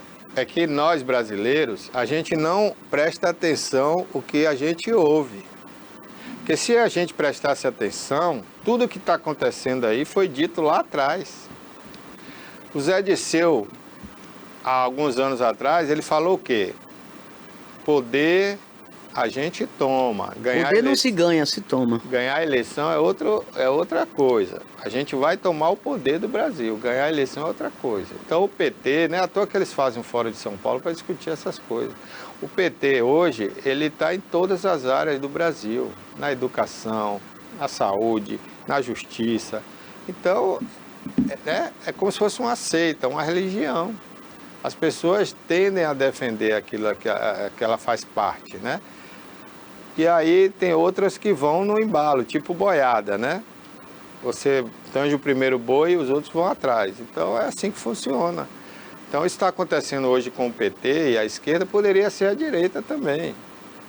E aí não venham falar que, porque tudo que é direita é fascismo. Não, tem esquerda fascista também. Inclusive o fascismo, para quem não lê, para quem não estuda, o fascismo começou na esquerda.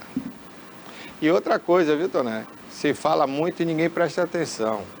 O Hitler, que foi o maior matador, genocida da humanidade da história, já viu, o Hitler era socialista.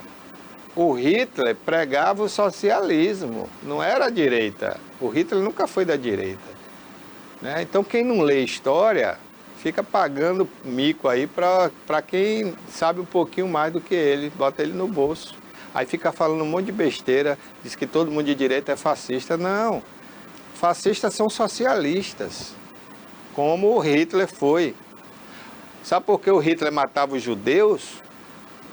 Aí você nem sabe, você está me assistindo agora, nem sabe, não lê. Foram mais de 7 milhões de judeus. Por que o Hitler matava judeu? É porque era religião? Não.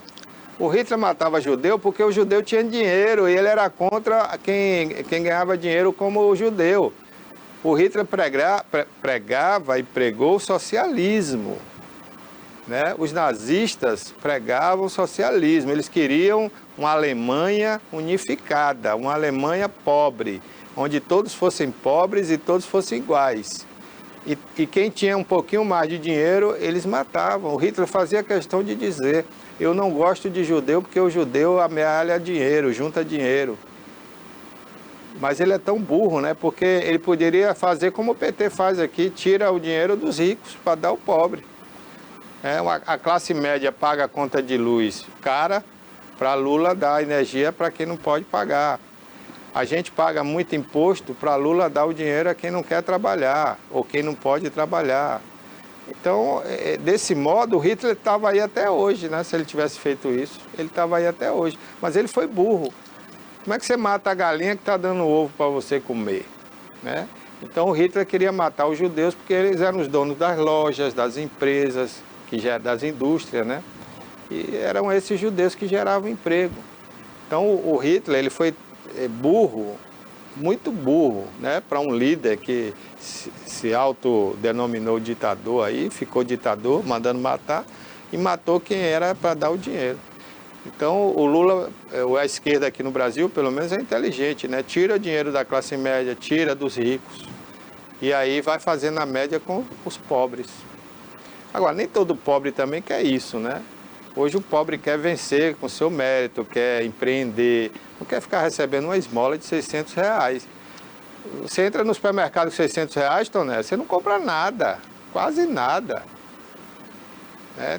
Se você não tiver cuidado, você acaba não levando o essencial para sua casa com R$600. Então isso é uma miséria. E olha que isso foi aumentado no governo de Bolsonaro, né, que também pregava contra isso, mas acabou aumentando a cesta básica desse pessoal. Que antes do Bolsonaro, a Bolsa Família era R$170. Imagina, se 600 é pouco, imagina 170, né? Aí o Bolsonaro aumentou temporariamente durante a pandemia e no governo Lula ele oficializou. Agora, a gente tem que ter cuidado com o nosso país porque a gente está afundando e não estamos percebendo. O real hoje não vale mais o que valia 5 anos atrás.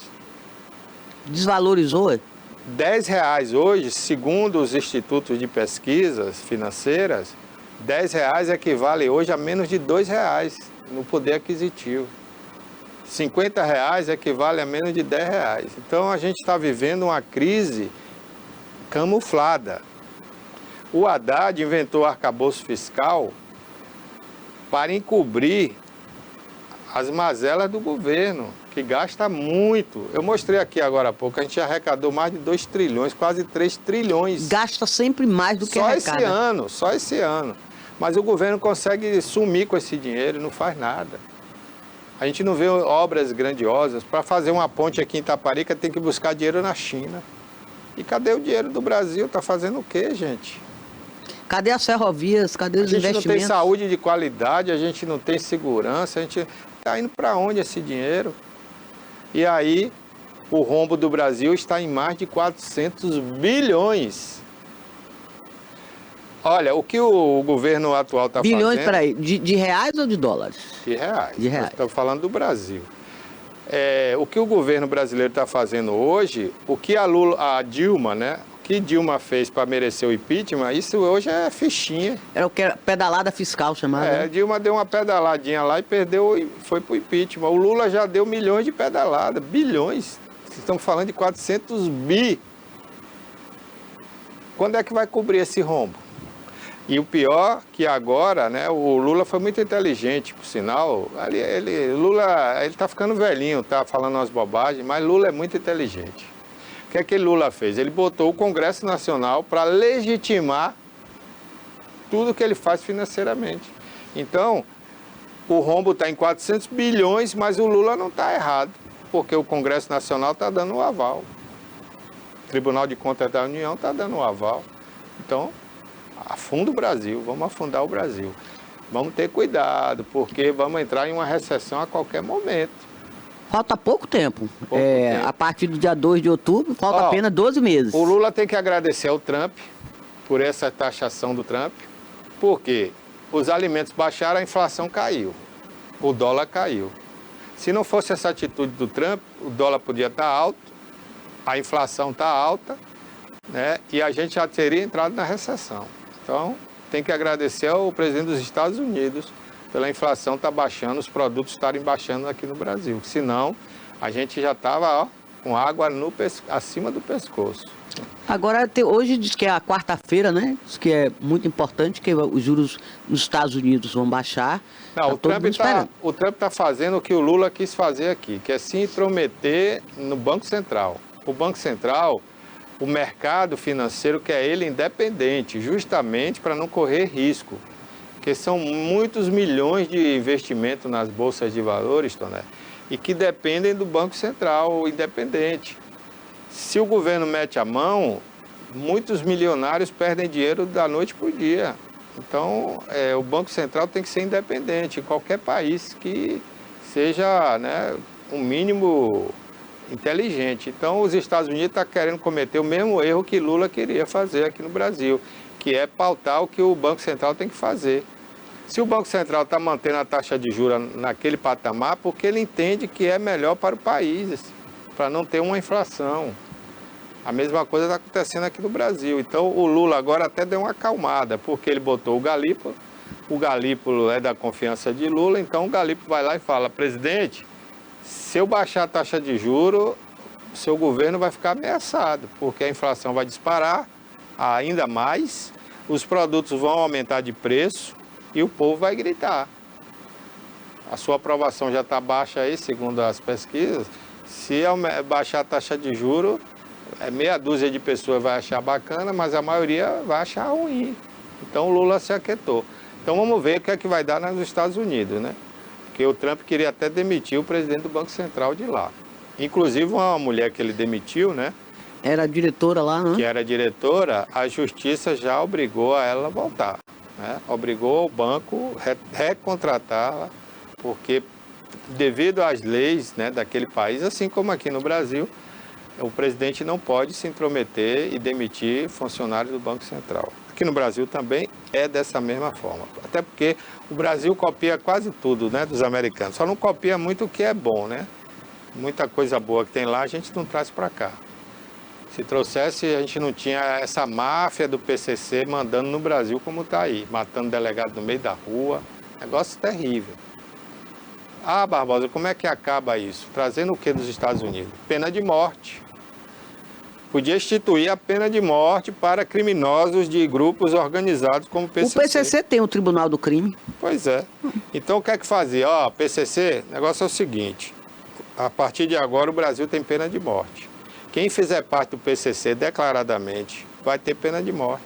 Quem matar para roubar vai ter pena de morte. Que cometeu homicídios que tá preso, que é do PCC, também pena de morte. Pois é, aí acabava o crime no Brasil e a gente ia viver mais tranquilo na rua, né? A gente não ia ter pessoas matando para roubar. Mas infelizmente a gente não aí, né, aí eu vou e volto, como diria o mineiro, né? Por quê? Porque num país que a gente tem uma Suprema Corte colocada por um presidente, se fosse com pena de morte, agora eles matavam o Bolsonaro em praça pública, né? Ou poderia matar qualquer outro, o Lula. Então, a gente não pode ter, né, infelizmente, pena de morte ainda num país como o Brasil, a não ser que a gente mude esse sistema judiciário completo para a gente ter uma justiça justa, né? Ou pelo menos mais próximo da justiça. Mas a gente estava falando sobre você falou aí sobre Lula.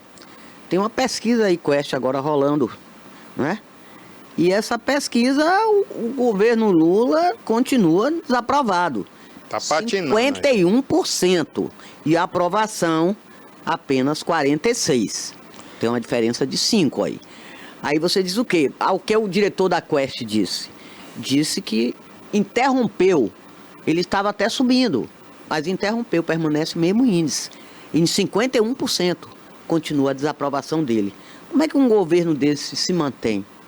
Como é que um governo desse, faltando pouco menos já de um ano, que é no dia 2 de outubro de 2026, daqui a pouco vai ser a eleição. Então, como é que a eleição presidencial, a sucessão, vai ser as eleições para a sucessão presidencial? Como é que se mantém com 51% de desaprovação a gestão? Como é que esse cara vai para uma reeleição? Como? Você disse, mas ele tem a máquina na mão, ele tem a caneta na mão. Sim, mas não é só isso. A oposição está aí. A oposição está aí, está lutando e vai ter que escolher bem.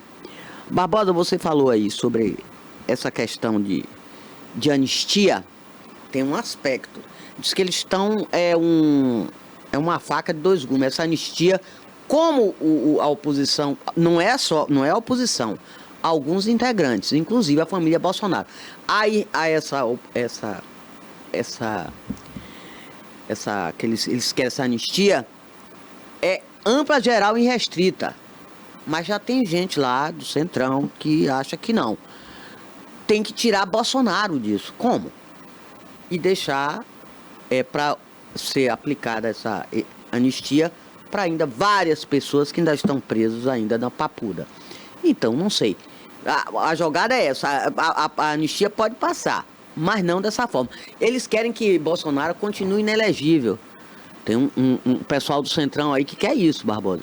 Que ele continue inelegível, para passar a anistia. Aí é uma jogada deles. E que o candidato mesmo que eles querem é Tarcísio de Freitas. Mas a família Bolsonaro não vai aceitar isso, Barbosa. Não é nem a família Bolsonaro, né? É um acordo que vem com o Trump, porque o Trump só abre mão das punições que ele quer botar ao Brasil caso o Bolsonaro seja descondenado, como foi descondenado o Lula. O Centrão já declarou ontem que quer fazer a união de Tarcísio agora como candidato a presidente, tendo como vice um cara que é muito mal visto, né, na política brasileira, que agora, infelizmente, né, na época que que o Bolsonaro era presidente, ele acabou se ligando ali a Bolsonaro e tal, mas o pessoal da direita não gosta dele. É o deputado Ciro Nogueira. Então querem botar o Ciro Nogueira como vice na chapa com o Tarcísio. Não sei se Tarcísio vai aceitar. Até porque o Ciro Nogueira anda contra aí a anistia. O Ciro Nogueira é contra essa votação da anistia. Não sei. Agora, Ciro Nogueira é do PP, né? O Valdemar Costa Neto que quer fazer essa união do Ciro Nogueira com o Tarcísio. Esse é o mal da política brasileira, gente. Esses acordos, esses conchavos, né? Eu não sei, o Valdemar deveria estar dando graças a Deus, porque o partido dele já estava morto, PL. Aí o Bolsonaro foi para lá, levou toda a direita para o partido cresceu. E agora ele quer centralizar a direita, né? Quer botar a direita no Centrão. Eu acho que deixa o Ciro Nogueira no Centrão, né? O pessoal da direita não vai gostar dessa união. E eles queriam também, Barbosa, ainda tirar Tarcísio do republicano para levar para o PL. Tarcísio não quer, eu acho que tá certo, ele tem que ficar no republicano, porque lá quem manda é a família Bolsonaro. Então deixa lá o PL, lá com o Valdemar Costa Neto e o pessoal do Bolsonaro. E o próprio Eduardo Bolsonaro disse que não quer Tarcísio lá, nesse partido, no PL. Pois é, mas então o Tarcísio tem que continuar no republicano. Mas o republicano também tem um problema, né? Ali é mandado pela Igreja Universal à vontade do bispo Edir Macedo. Tem hora que o bispo Edir Macedo está com um, tem hora que está com outro, porque a Igreja Universal vai de acordo com o barco, né? Quem está no poder é Lula. Então agora vamos ser Lula. É assim. Então é meio complicado também o republicano. Mas o Tarcísio, como foi bem votado, está sendo muito respeitado na política brasileira, o Edir Macedo não mexeu com ele, né? Porque em outros casos, né, você vê, o Marcelo Crivella, que era da própria Igreja Universal, acabou se arruinando lá como governador do Rio de Janeiro, porque a igreja acabou se metendo na gestão lá do Crivella. Mas, enfim, coisas da política do Brasil. Mas eu vou voltar aqui a essa pesquisa que o diretor da Quest disse, Felipe Nunes, que essa pesquisa, que manteve 51% da aprovação de Lula, mostra que a recuperação da popularidade do presidente, iniciada em julho, após o tarifaço de Trump, que ele deu uma subidinha, foi interrompida agora em setembro. E essa pesquisa foi realizada com 2.004 pessoas entre os dias 12 e 14 de setembro, agora esse final de semana. Então, a margem de erro é de 2 pontos para mais ou para menos e tem 95% do nível de confiança. Então, ele continua ruim. Os números do governo Lula continuam ruins, muito negativos. Como é que ele vai chegar lá em 2026, em outubro, não sei. A coisa está afunilando, né? E muita gente acha que o Lula não deveria mais concorrer, mas o Lula acha que é a última chance dele. Barbosa, o PT só tem eles. Só tem Lula. Vai botar quem? O PT poderia botar Haddad, poderia botar Rui Costa. Barbosa, Haddad é fraco. Olha, o Lula lançou o poste e elegeu, né? Agora, com a retrospectiva... O poste, você fala, foi Dilma.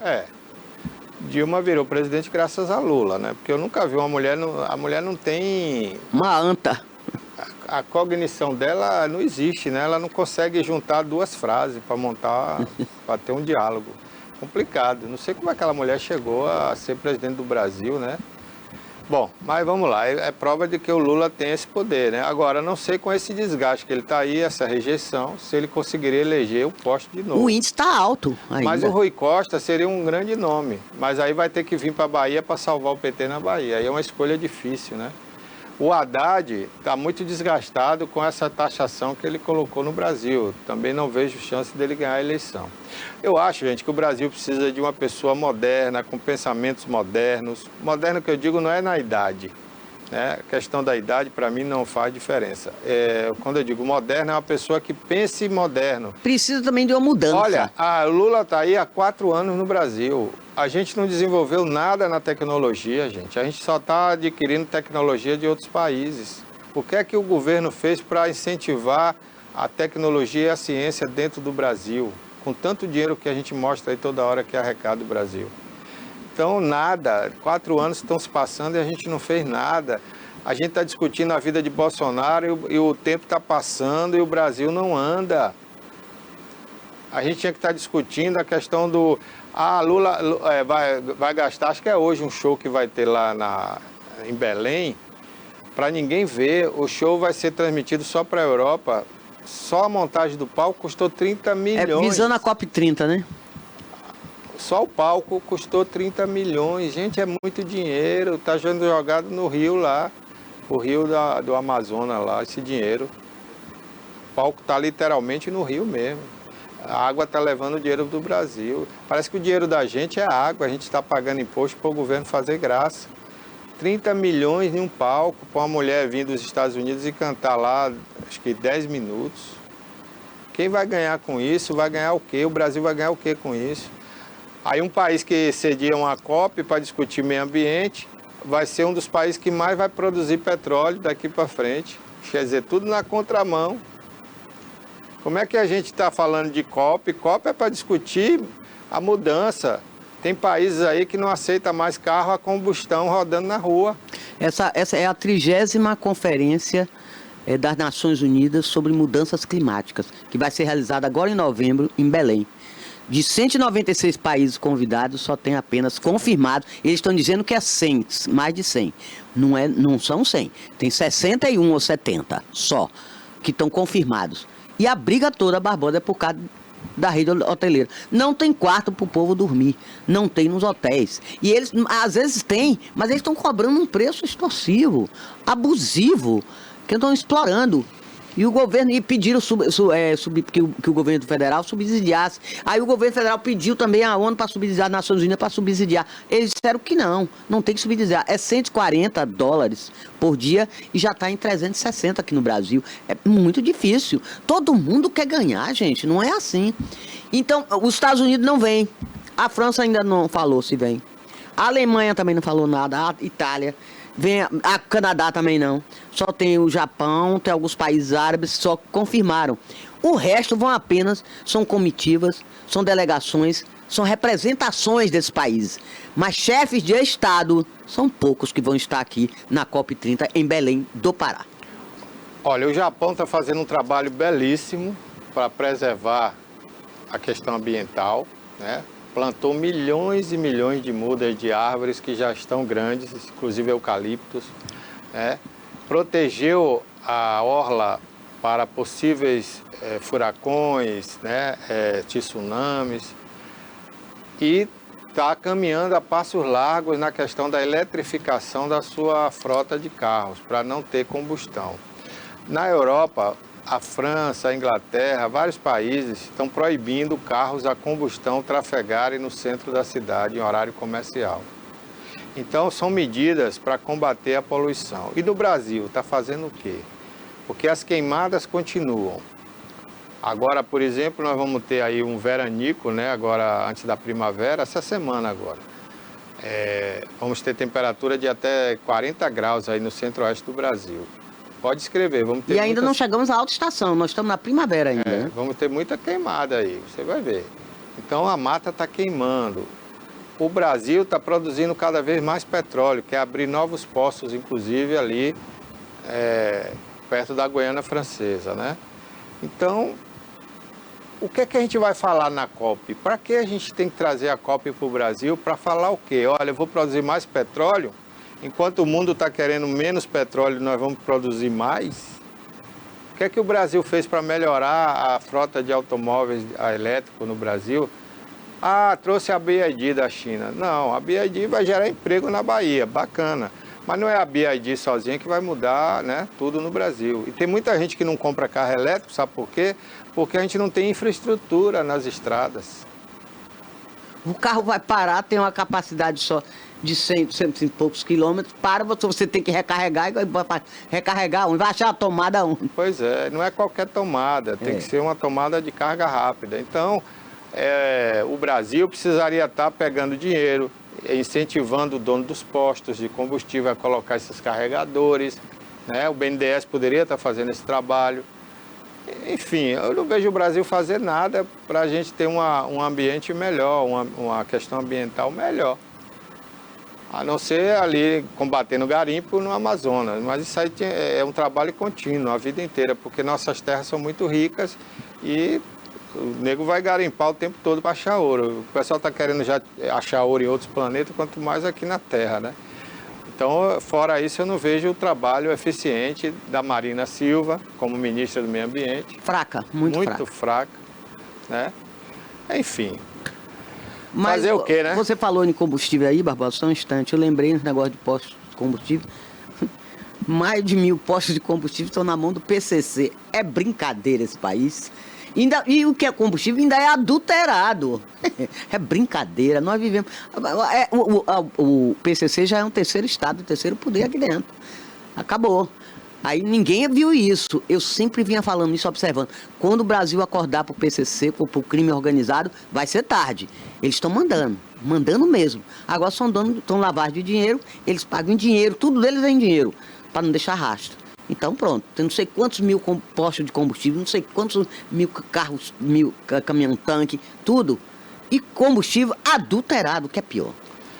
Quando o Toné fala caminhão-tanque, é para você não confundir com armamento, né? Carretas que transportam petróleo. Aqueles de gasolina, né? Gasolina. Transporta... Vezes, não só gasolina, mas etanol, o etanol, diesel, né, que é o álcool e o diesel. Então, grandes transportadoras, inclusive tem aqui na Bahia, tem no Nordeste, tem em todo lugar, pertencente ao PCC. A gente descobriu isso, né, mediante aquela última prisão que teve. Inclusive, tem uma denúncia de que o filho do Lewandowski, não sei se é filho adotivo, não sei, não me pergunta que eu não sei. Eu sei que é filho dele. Estão dizendo aí nas redes sociais que ele é advogado dessa turma.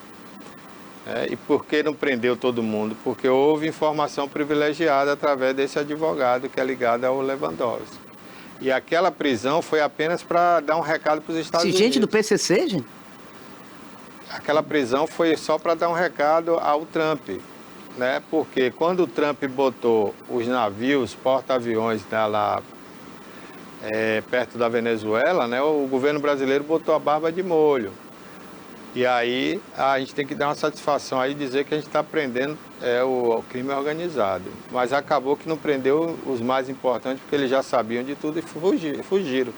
Mas só teve um que foi preso numa lancha, foi pego de surpresa. Enfim, é o nosso país, né, gente? Esse país precisa melhorar muito, O ano que vem é uma oportunidade nas urnas. Vamos ver se o eleitor... Vamos tentar mudar isso, né? Pois é, vota melhor, escolhe melhor um deputado. Mas o eleitor, Toné, ele nem assiste nada de eleição. Os candidatos também mentem quando vão para... né? E aí vai continuar. Vai votar porque Lula vai dar o bujão de gás, né? Gás do povo. Ô Barbosa, uma notícia ruim aqui, e que você falava muito sobre isso aqui, inclusive a questão de estacionamento nesse local. A Caixa Econômica Federal vai fechar a agência ali vizinho ao shopping de Quitibá. São 4 unidades que tem aqui. Tem 2 na Cinquentenário, uma no São Caetano e essa lá junto do shopping. Diz que para reduzir custos vai ser fechada, Barbosa. Aquela que você tem conta lá, que você falava da dificuldade de estacionar, lembra? Vai ser fechada. Pois é. E isso aí é irreversível, né? Por quê, Toné? Hoje os bancos, né, estão online. Ninguém vai mais à agência, é muito raro você ir numa agência. Só para tirar ali você pode fazer empréstimo, tudo sacar tudo um dinheiro online. Então, os bancos, eles têm que reduzir as despesas. E aí está desempregando milhares e milhares de pessoas. O Bradesco também fechou quase todas as agências aqui na Bahia. Itabuna só tem uma agora, é? Da Bradesco? O Bradesco só tem uma por enquanto, mas vai fechar também. Não sei quando, mas vai fechar. Eles estão deixando assim, estrategicamente, uma em cada cidade grande. As cidades menores têm que vir até Itabuna. Então, o cara de Itajuípe, Quaraci, Ibicaraí, tudo tem que se deslocar para Itabuna. E brevemente nem Itabuna mais vai ter. Então, é uma tendência, isso já vem há alguns anos acontecendo, e mostra cada vez mais o enfraquecimento de sindicatos, né? Aquilo que a gente falava lá atrás. Eu sei que o sindicato ele luta por uma vida melhor do trabalhador, mas aqui no Brasil o sindicato passou a ser mais uma militância política do que um defensor do trabalhador. E isso também tem suas consequências, né? Hoje as empresas estão demitindo e os sindicatos vão deixar de existir porque não vai ter nem trabalhador para defender mais, né? No momento que você fecha uma empresa, uma agência bancária, você não está dando emprego a ninguém, pelo contrário, está tirando o emprego. E a previsão feita há 20 anos por os grandes estudiosos, né, está acontecendo. Estão acontecendo essas previsões, ou seja, o desemprego está aumentando cada dia mais. Então, vai chegar o ponto que o governo vai ter que sustentar todo mundo, não sei como, não sei de onde vai vir esse dinheiro, né? Hoje as Big Techs aqui estão mandando e desmandando no dinheiro do mundo, então vamos ter que ter realmente uma nova ordem mundial, quando o assunto é dinheiro. O dinheiro também está mudando, vai acabar o dinheiro de papel, o dinheiro de moeda, e nós vamos trabalhar só com o virtual. Nem cartão é mais, né? Você vê que na China, hoje em dia que nós usa mesmo a mão. É o Pix, né? É o que manda. Na né? China você usa a mão e autoriza o pagamento. Se você tiver dinheiro lá no virtual, né? Então é assim que vai acontecer. Eu acho que o Drex ia ser lançado esse ano aqui no Brasil, que é o dinheiro virtual do Brasil, mas ainda não foi lançado por uma resistência da sociedade, né? Muita gente é contra. E aí as autoridades seguraram mais um pouco, mas não vai conseguir segurar por muito tempo. O Drex é o dinheiro virtual do Brasil, que provavelmente até o ano que vem deve ser lançado. E isso é uma tendência universal. Então vai chegar o ponto que você não vai fazer nada físico, vai ser tudo virtual. O Pix foi um bom ensaio disso, né? Todos nós hoje usamos o Pix para pagar qualquer coisa. Até emenda parlamentar hoje é via Pix. Brincadeira, né? Exatamente. Então o dinheiro vai acabar, o dinheiro de moeda. Papel. A geração que está vindo aí nunca vai saber o que é isso, né? Você pegar uma cédula de dinheiro. Então os tempos realmente mudaram.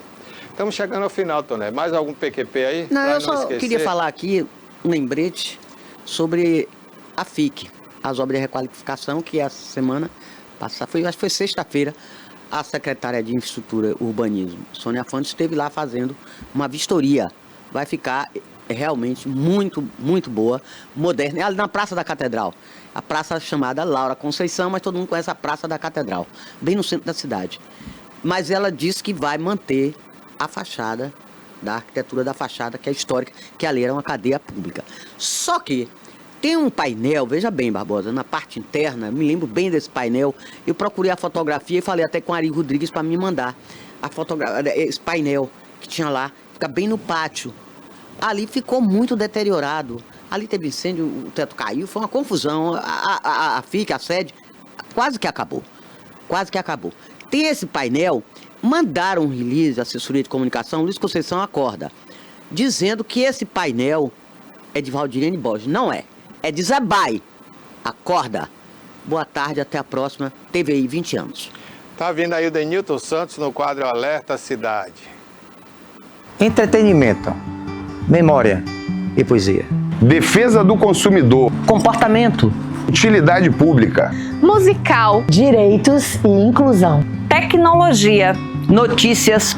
Política. Opinião. É TV Cabo, é streaming, é YouTube, é Instagram, é Facebook. É o início de um novo caminho. É você seguindo, é você assistindo. Somos a TVI. Há 20 anos contando sua história.